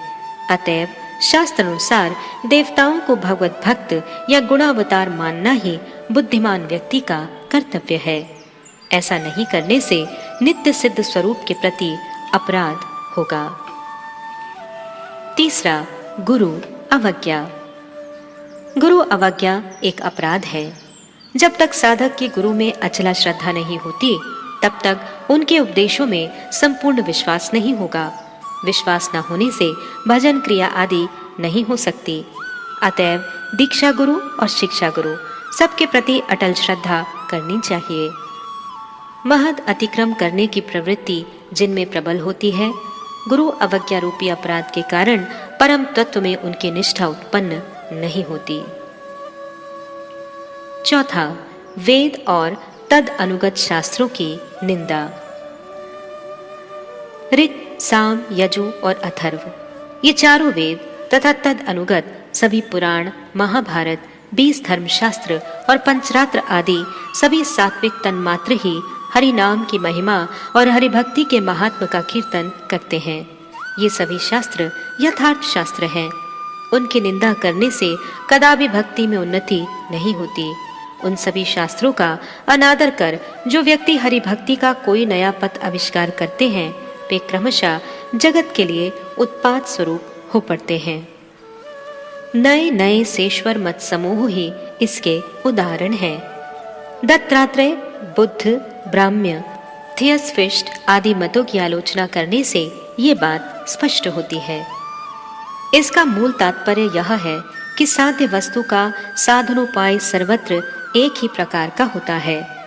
देश विदेश में भाषा भेद और व्यवहार भेद से साधन प्रक्रियाएं कुछ कुछ भिन्न होने पर भी सबका मूल तात्पर्य एक ही है। जड़ विज्ञान के द्वारा उस भेद को नहीं जाना जा सकता। वेद शास्त्र नित्य हैं। उनमें जो साधन प्रक्रियाएं बतलाई गई हैं, वे सनातन हैं। तद अनुगत शास्त्रों में जो जो प्रक्रियाएं बतलाई हुई हैं, वे सभी वेद सम्मत प्रक्रियाएं हैं। जो व्यक्ति दाम्भिकता से परिचालित होकर नई प्रक्रिया के आविष्कर्ता बनना चाहते हैं और नए मत को प्रकाशित कर चुके हैं या करेंगे, उनका मत केवल स्वाकपोल कल्पित दाम्भिक मत मात्र है। उसमें सार न होने के कारण उस मतस्थ व्यक्तियों की हरि भक्ति भी उत्पातजनक हो पड़ती है। पांचवा, हरिनाम में स्तुतिवाद। अनेक ऐसे पुण्य कर्म हैं जिनके फल समूह अवास्तव और अनित्य हैं। ये सभी फल समूह केवल बहिर्मुख लोगों की प्रवृत्ति के लिए ही बतलाए गए हैं। हरिनाम की महिमा को सुनकर अनेक भाग्यहीन व्यक्ति उसे प्रशंसा मात्र समझते हैं। हरिनाम के सभी फल ही सत्य हैं, बल्कि उसमें ऐसे बहुत से फल हैं जिनका शास्त्रों में वर्णन नहीं किया जा सकता। जितने भी प्रकार के भजन संकेत हैं, उन सभी संकेतों में हरिनाम ही संक्षिप्त सार स्वरूप है। जो व्यक्ति हरिनाम के महात्म को प्रशंसा समझते हैं, वे अपराधी हैं। छठा, प्रकार अंतर में हरिनाम की अर्थ कल्पना। यह भी एक अपराध है। हरि शब्द कहने से परम रसाधार सच्चिदानंद विग्रह एकमात्र श्री कृष्ण को ही समझना चाहिए। श्री विग्रह तत्व को भली भांति ना समझकर कोई व्यक्ति हरि को निराकार रूप में चिंता कर ब्रह्म शब्द और हरि शब्द का एक ही अर्थ कर एक निराकार हरि की कल्पना करते हैं। हरि कहने से कृष्ण को लक्ष्य करता है। इस भय से कोई कोई व्यक्ति हरिनाम उच्चारण करते समय निराकार आदि गुणवाचक शब्दों के साथ हरिनाम का उच्चारण करते हैं। यह हरिनाम की अर्थांतर कल्पना है। यह एक प्रकार का विशेष अपराध है। जो व्यक्ति इस अपराध को करते हैं, उनका हृदय क्रमशः शुष्क ज्ञान द्वारा आच्छन्न होकर रस शून्य हो जाता है। सातवां, नाम के बल पर पाप प्रवृत्ति। हरिनाम के बल पर जहां पाप करने का साहस होता है, वहां एक भयंकर अपराध हो जाता है। पाप प्रवृत्ति और विषय अनुराग जितने ही कम होते जाते हैं, उसी परिमाण में हरिनाम में अनुराग भी होता है। जिन्होंने हरिनाम का आश्रय ग्रहण किया है, स्वभावतः उनमें पाप प्रवृत्ति नहीं होती। तब कुछ व्यक्ति सर्वदा हरिनाम की माला हाथ में धारण किए रहते हैं और अप्रकाश्य रूप से अनेक पापाचरण करते हैं। यह उनकी दुर्भाग्यजनित शठता मात्र है। कुछ लोग पाप कार्य के उपस्थित होने पर ऐसा सोचकर कि और किसी समय हरिनाम के द्वारा इस पाप को दूर किया जा सकता है, अतएव इस समय अपना कार्य साधन कर लें, उस पाप का आचरण करते हैं। इन सभी अपराधों को दूर कर हरिनाम आश्रय ग्रहण करना ही जीव मात्र का परम कर्तव्य है। आठवां, अन्य शुभ कर्मों के साथ हरिनाम की तुलना। यज्ञ, तपस्या, योग, स्वाध्याय, वर्ण धर्म, आश्रम धर्म, आतिथ्य आदि बहुत से पुण्य कर्म हैं। जो व्यक्ति कर्म जड़ है, वे हरिनाम को भी एक कर्म विशेष समझकर उसे अन्य अन्य पुण्य कर्मों के समान मानते हैं। यह एक महत् अपराध है। कहाँ अनित्य कर्म और कहाँ नित्यानंद स्वरूप हरिनाम। नौवां, श्रद्धाहीन व्यक्ति को नामोपदेश। जो लोग नास्तिक, नितांत नैतिक अथवा कर्म परायण हैं, वे उस समय तक हरिनाम के अधिकारी नहीं हैं। जब तक उनका चित्त शुद्ध नहीं होता, अनधिकारी और अश्रद्धालु व्यक्ति को हरिनाम उपदेश प्रदान करना ऊषर भूमि में बीजोरोपण की तरह एक निरर्थक कर्म है। जो व्यक्ति अर्थ की लालसा से अश्रद्धालु व्यक्ति को हरिनाम देते हैं, वे हरिनाम विक्रेता हैं। अति तुच्छ विनिमय के लिए अमूल्य रत्न स्वरूप हरिनाम का विक्रय कर स्वयं हरिभजन से च्युत होते हैं। 10वां, नाम महात्म श्रवण करके भी हरिनाम में उदासीनता। जो व्यक्ति चिन्मय हरिनाम की सभी महिमाओं को सुनकर भी जड़ीय अहंता और ममता में मत्त होकर हरिनाम के प्रति उदासीन रहते हैं, वे लोग अत्यंत भाग्यहीन हैं। उनका किसी प्रकार से मंगल नहीं हो सकता। ऐसे व्यक्ति अपराधी हैं। इन 10 अपराधों को दूर कर शुद्ध भक्तों को भगवान का भजन करना चाहिए। उक्त 10 प्रकार के अपराध शुद्ध भक्तों के लिए संपूर्ण रूप से त्याज्य हैं। भगवान की निंदा एवं भागवत निंदा का अनुमोदन करना। वैद भक्तों को भगवान की निंदा और भागवत निंदा का कदापि अनुमोदन नहीं करना चाहिए। यदि कहीं ऐसी निंदा हो रही हो तो योग्यता रहने पर तुरंत ही उसका प्रतिवाद करना चाहिए। जहां प्रतिवाद का कोई असर न हो वहां वधिर अर्थात मूक व्यक्तियों की तरह रहकर उसे ग्रहण नहीं करना चाहिए। योग्यता न रहने पर उस स्थान का परित्याग कर देना चाहिए। यदि गुरुदेव के मुख से ऐसी निंदा सुनी जाए तो विनीत होकर उनसे सतर्क रहने की प्रार्थना करनी चाहिए। यदि वे नितांत वैष्णव विद्वेषी हों तो उनका भी तुरंत परित्याग कर अन्य उपयुक्त पात्र को गुरु बनाना चाहिए। इन 10 निषिद्ध आचारों का परित्याग कर वैद भक्तों को 5 प्रकार के भगवत अनुशीलन द्वारा भक्ति वृत्ति की उन्नति की सर्वतोभावीन चेष्टा करनी चाहिए। चतुर्थ, धारा, गौण और मुख्य विधियों का परस्पर संबंध। कर्मकांड और वैदिक भक्ति में अंतर।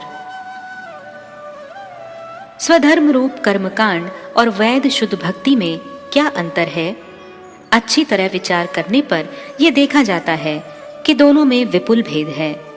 जड़ विषयों की नश्वरता एवं हेयता जानकर उनके प्रति जिनको निर्वेद पैदा हो गया है वे ज्ञान योग के अधिकारी सन्यासी हैं। विषय भोगों की कामना करने वाले कर्म योग के अधिकारी हैं। इन दोनों के अतिरिक्त जिन लोगों को भगवत तत्व के प्रति श्रद्धा उत्पन्न हो गई है और साथ ही जिनमें ना तो निर्वेद पैदा हुआ है और न कर्मों में अत्यधिक आसक्ति ही है, ऐसे मनुष्य भक्ति के अधिकारी हैं। स्वधर्म शरीर यात्रा, देह की 9 अवस्थाएं और सामाजिक क्रियाएं कर्मकांड और भक्ति पर्व दोनों में ही हैं। फिर भी कर्मकांड और भक्ति पर्व में बड़ा भेद है।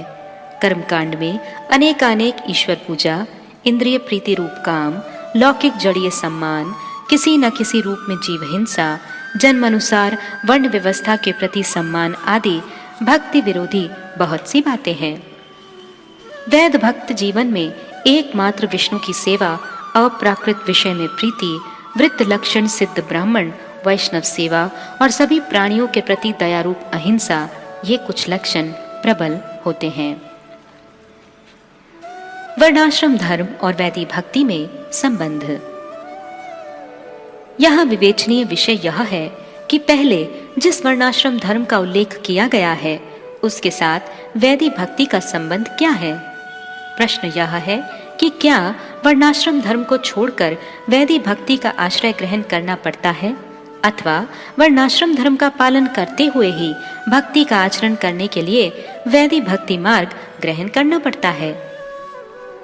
ये पहले ही कहा जा चुका है कि शुद्ध भक्ति अच्छी तरह से साधन करने के लिए निरोग और बलिष्ठ शरीर, उत्तम और सुसंस्कृत मानव स्मृति, सुंदर और निर्दोष समाज आदि की आवश्यकता होती है और इन सब के लिए ही वर्णाश्रम धर्म की मुख्य रूप से आवश्यकता है। अर्थात उत्तम रूप से शरीर पालन, मानस वृत्ति का सुंदर अनुशीलन और उन्नति साधन, सामाजिक कल्याण चर्चा और आध्यात्मिक शिक्षा ही वर्णाश्रम धर्म का मुख्य तात्पर्य है। मनुष्य जब तक शरीर में आबद्ध है तब तक वर्णाश्रम धर्म की आवश्यकता को कोई भी अस्वीकार नहीं कर सकता। अस्वीकार करने से पूर्वोक्त चारों प्रकार की शिक्षाओं के अभाव में जीव कुपथगामी हो पड़ेगा तथा उसका किसी भी प्रकार से कल्याण साधन नहीं हो सकता। इसलिए शरीर, मन, समाज और आध्यात्मिक कल्याण साधन करने के लिए वर्णाश्रम व्यवस्था को उपयुक्त विधि जानकर उसका पालन करना होगा। वर्णाश्रम धर्म पालन ही चरम प्रयोजन नहीं है। तब एक बात ध्यान में रखने की आवश्यकता है कि वर्णाश्रम धर्म का पालन ही जीव का चरम प्रयोजन नहीं है। चरम प्रयोजन भगवान की भक्ति है। सुचारू रूप से भक्ति के अनुशीलन के लिए ही वर्णाश्रम धर्म का पालन करना प्रयोजनीय है। इसलिए वर्णाश्रम धर्म को अनुकूल रूप में ग्रहण करके भक्ति का अनुशीलन करना चाहिए। भक्ति अनुशीलन का सोपान।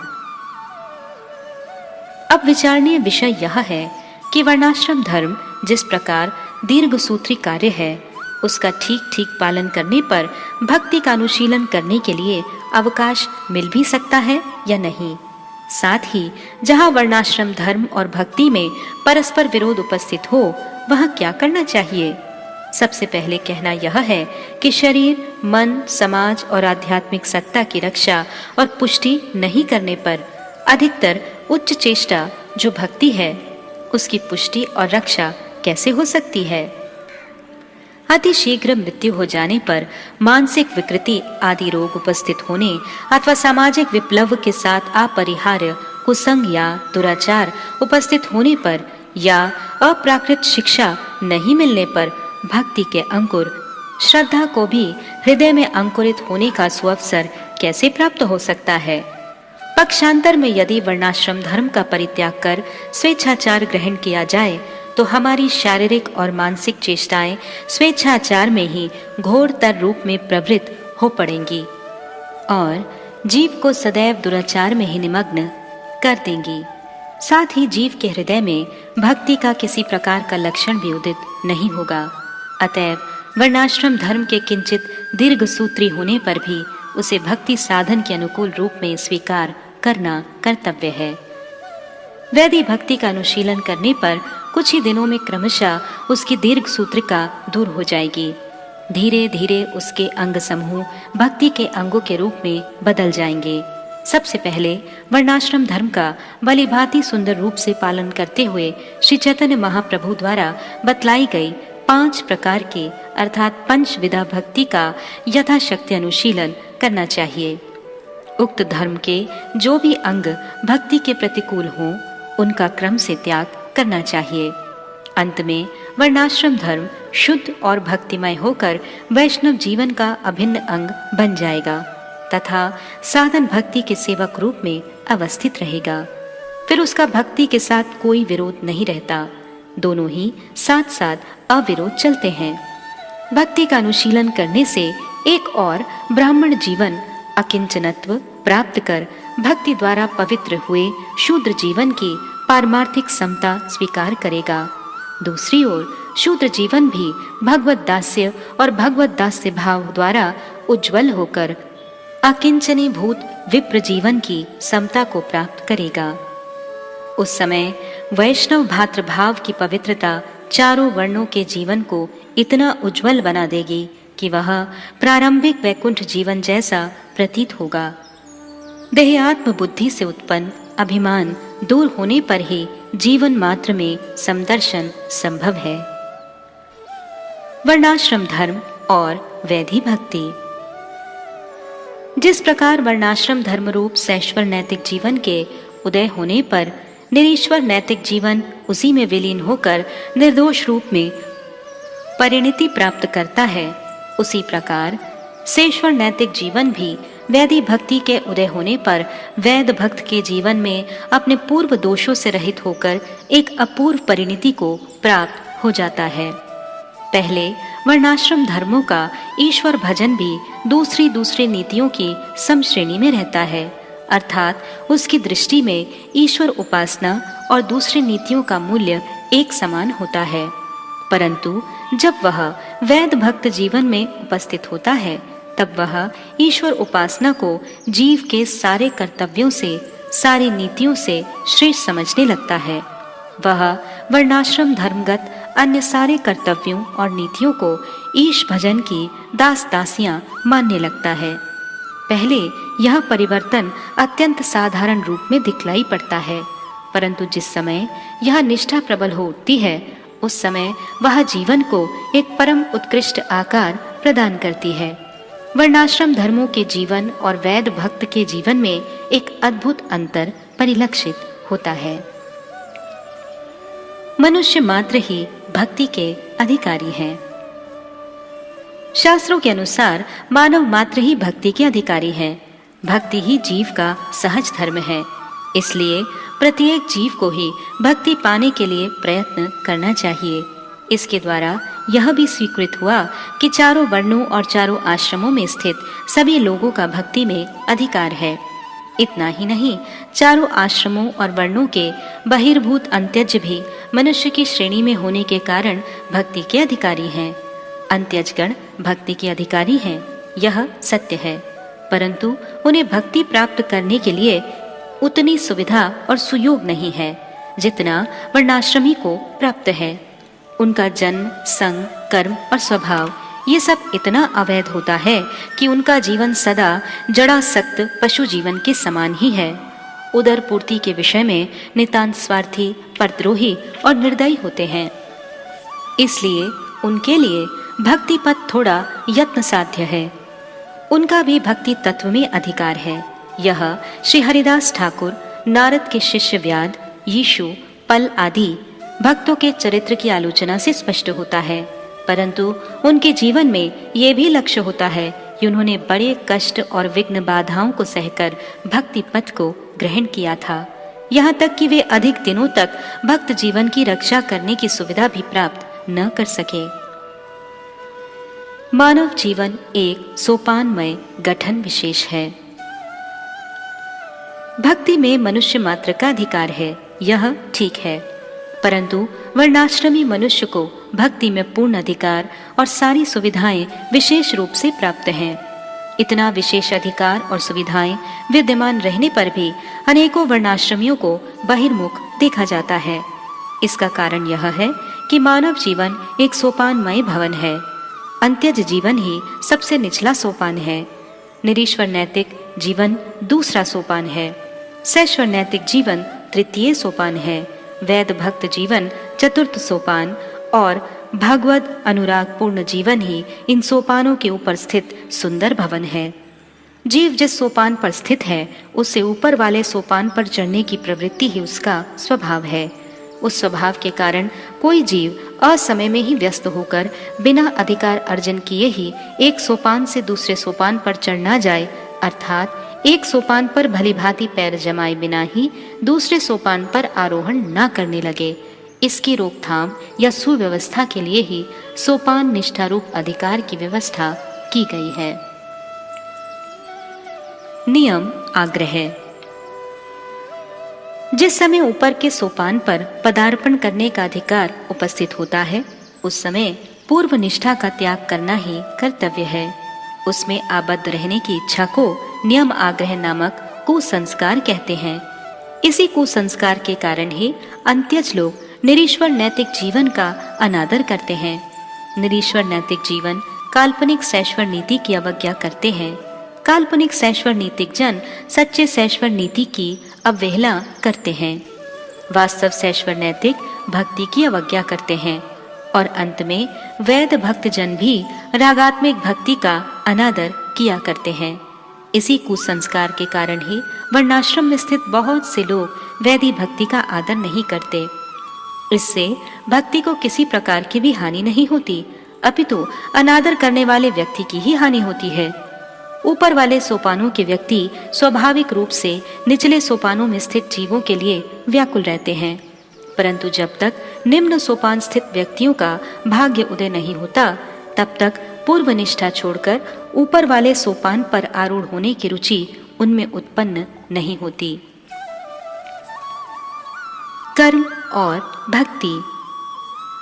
वर्णाश्रम धर्म रूप सैश्वर नैतिक जीवन भक्ति के रूप में बदल जाने पर भक्त जीवन हो पड़ता है, परंतु जब तक सैश्वर नैतिक जीवन अपने स्व स्वरूप का परित्याग कर भक्त जीवन स्वरूप को अपना नहीं लेता तब तक उसका नाम कर्म ही रहता है। कर्म कदापि भक्ति का अंग नहीं है। कर्म का परिपाक होने पर भक्ति साधक के स्वरूप का उदय होता है। उस समय उसे भक्ति ही कहा जाता है। उस समय उसका नाम कर्म नहीं रहता। भगवत संबंधी श्रद्धा उदित होते ही कर्म अधिकार दूर हो जाता है। कर्मांग के अंतर्गत जो संध्या वंदन आदि होती है वे धर्म नीतिगत कर्तव्य कर्म विशेष है। वे श्रद्धा से उदित भक्ति कार्य नहीं है। जिस समय भगवत संबंधिनी श्रद्धा उदित होती है उस समय भगवत अनुगत्य रूप सारे भक्ति कार्यों के प्रति आदर का भाव पैदा हो जाता है। वैसी दशा में यदि शाम को कहीं हरि कथा, भागवत पाठ आदि हो रहा हो तो उनको छोड़कर संध्या वंदना आदि कर्मों का करने की रुचि नहीं होती। उस समय साधक इस प्रकार विचार करता है कि संध्या वंदना आदि का फल हरि कथा में रुचि होना ही तो है। जब हरि कथा में रुचि ही पैदा हो गई है तब फलस्वरूप हरि कथा को छोड़कर अन्य अन्य अंगों अर्थात संध्या वंदन आदि को ग्रहण करने की आवश्यकता ही क्या है। ज्ञान और वैराग्य भक्ति के अंग नहीं है। ज्ञान और वैराग्य ये दोनों भक्ति के अंग नहीं हैं, क्योंकि ये चित्त को कठिन बनाकर भक्ति का विरोधी बना देते हैं। भक्ति में प्रवेश होने के पहले कभी कभी साधन के लिए इनकी कुछ कुछ उपयोगिता देखी जाती है। कभी कभी भक्ति में प्रविष्ट साधकों की प्रथमावस्था में ये किंचित सहायक होते हैं। ज्ञान और वैराग्य का भक्ति के साथ क्या संबंध है, उसका पृथक रूप से विवेचन किया जाएगा। भक्ति के 5 मुख्य अंग। श्री हरि भक्ति विलास ग्रंथ में वैदिक भक्ति के अनेक प्रकार के अंगों का वर्णन किया है। भक्ति संदर्भ में उन सब अंगों को नवदा भक्ति के अंतर्गत अत्यंत सुंदर रूप से सन्निविष्ट किया गया है। श्री भक्ति रसामृत सिंधु ग्रंथ में 64 प्रकार के भक्ति अंगों का वर्णन मिलता है। श्री रूप गोस्वामी ने उन 64 अंगों में निम्नलिखित 5 अंगों को मुख्य माना है। पहला, विग्रह सेवा में प्रीति। दूसरा, रसिकों के निकट श्रीमद् भागवत के अर्थों का रसास्वादन करना। तीसरा, स्वजातीय आशय द्वारा स्निग्ध एवं अपने से श्रेष्ठ साधु पुरुषों का संग। चौथा, नाम संकीर्तन। और पांचवा, व्रजवास। जिस साधक के जिस अंग में अधिक रुचि हो उसके लिए उसी अंग का विशेष अनुशीलन करना उचित है, किंतु किसी विशेष अंग में रुचि होने पर अन्य अन्य अंगों के प्रति कहीं विद्वेष पैदा न हो जाए, इस विषय में साधक को सावधान रहना चाहिए। वैदिक भक्ति के अंगों के विषय में विचार करते समय मूल रूप से 2 तथ्यों को स्वीकार करना कर्तव्य है। पहला, भगवान ही जीवों के लिए सदा सर्वदा स्मरणीय हैं। जो कार्य उनके स्मरण के अनुकूल हो वही साधकों के लिए विधि है। दूसरा, भगवत विस्मृति ही जीवों के लिए अमंगल है। जो कार्य उनके स्मरण के प्रतिकूल हो वही साधकों के लिए निषेध है। इन दोनों मूल विधियों के ऊपर दृष्टि रखकर साधक नियम आग्रह को छोड़कर अपने अधिकार के अनुरूप किसी समय किसी विधि का आदर करेंगे और दूसरे समय में उसे परित्याग कर सकते हैं। वैद भक्तों की 3 अवस्थाएं। वैद भक्तगण ही यथार्थ साधक हैं। उनकी 3 अवस्थाएं होती हैं: श्रद्धालु साधक, नैष्ठिक साधक और रुचियुक्त साधक। साधन का क्रम। श्रद्धालु साधक श्रद्धा के सहित श्री गुरु चरणाश्रय पूर्वक दीक्षित होकर साधु संग में भजन क्रिया करते हैं। सत्संग में रहकर भजन करते करते अनर्थ दूर हो जाते हैं। अनर्थ दूर होने पर श्रद्धा विशुद्ध होकर निष्ठा के रूप में परिणित होती है। निष्ठा क्रमशः अभिलाष रूप होकर रुचि नाम धारण करती है। यहीं तक साधन भक्ति की उन्नति होती है। रुचि आसक्ति के रूप में परिणित होकर क्रमशः भाव स्वरूप हो पड़ती है। यह अन्यत्र प्रदर्शित होगा।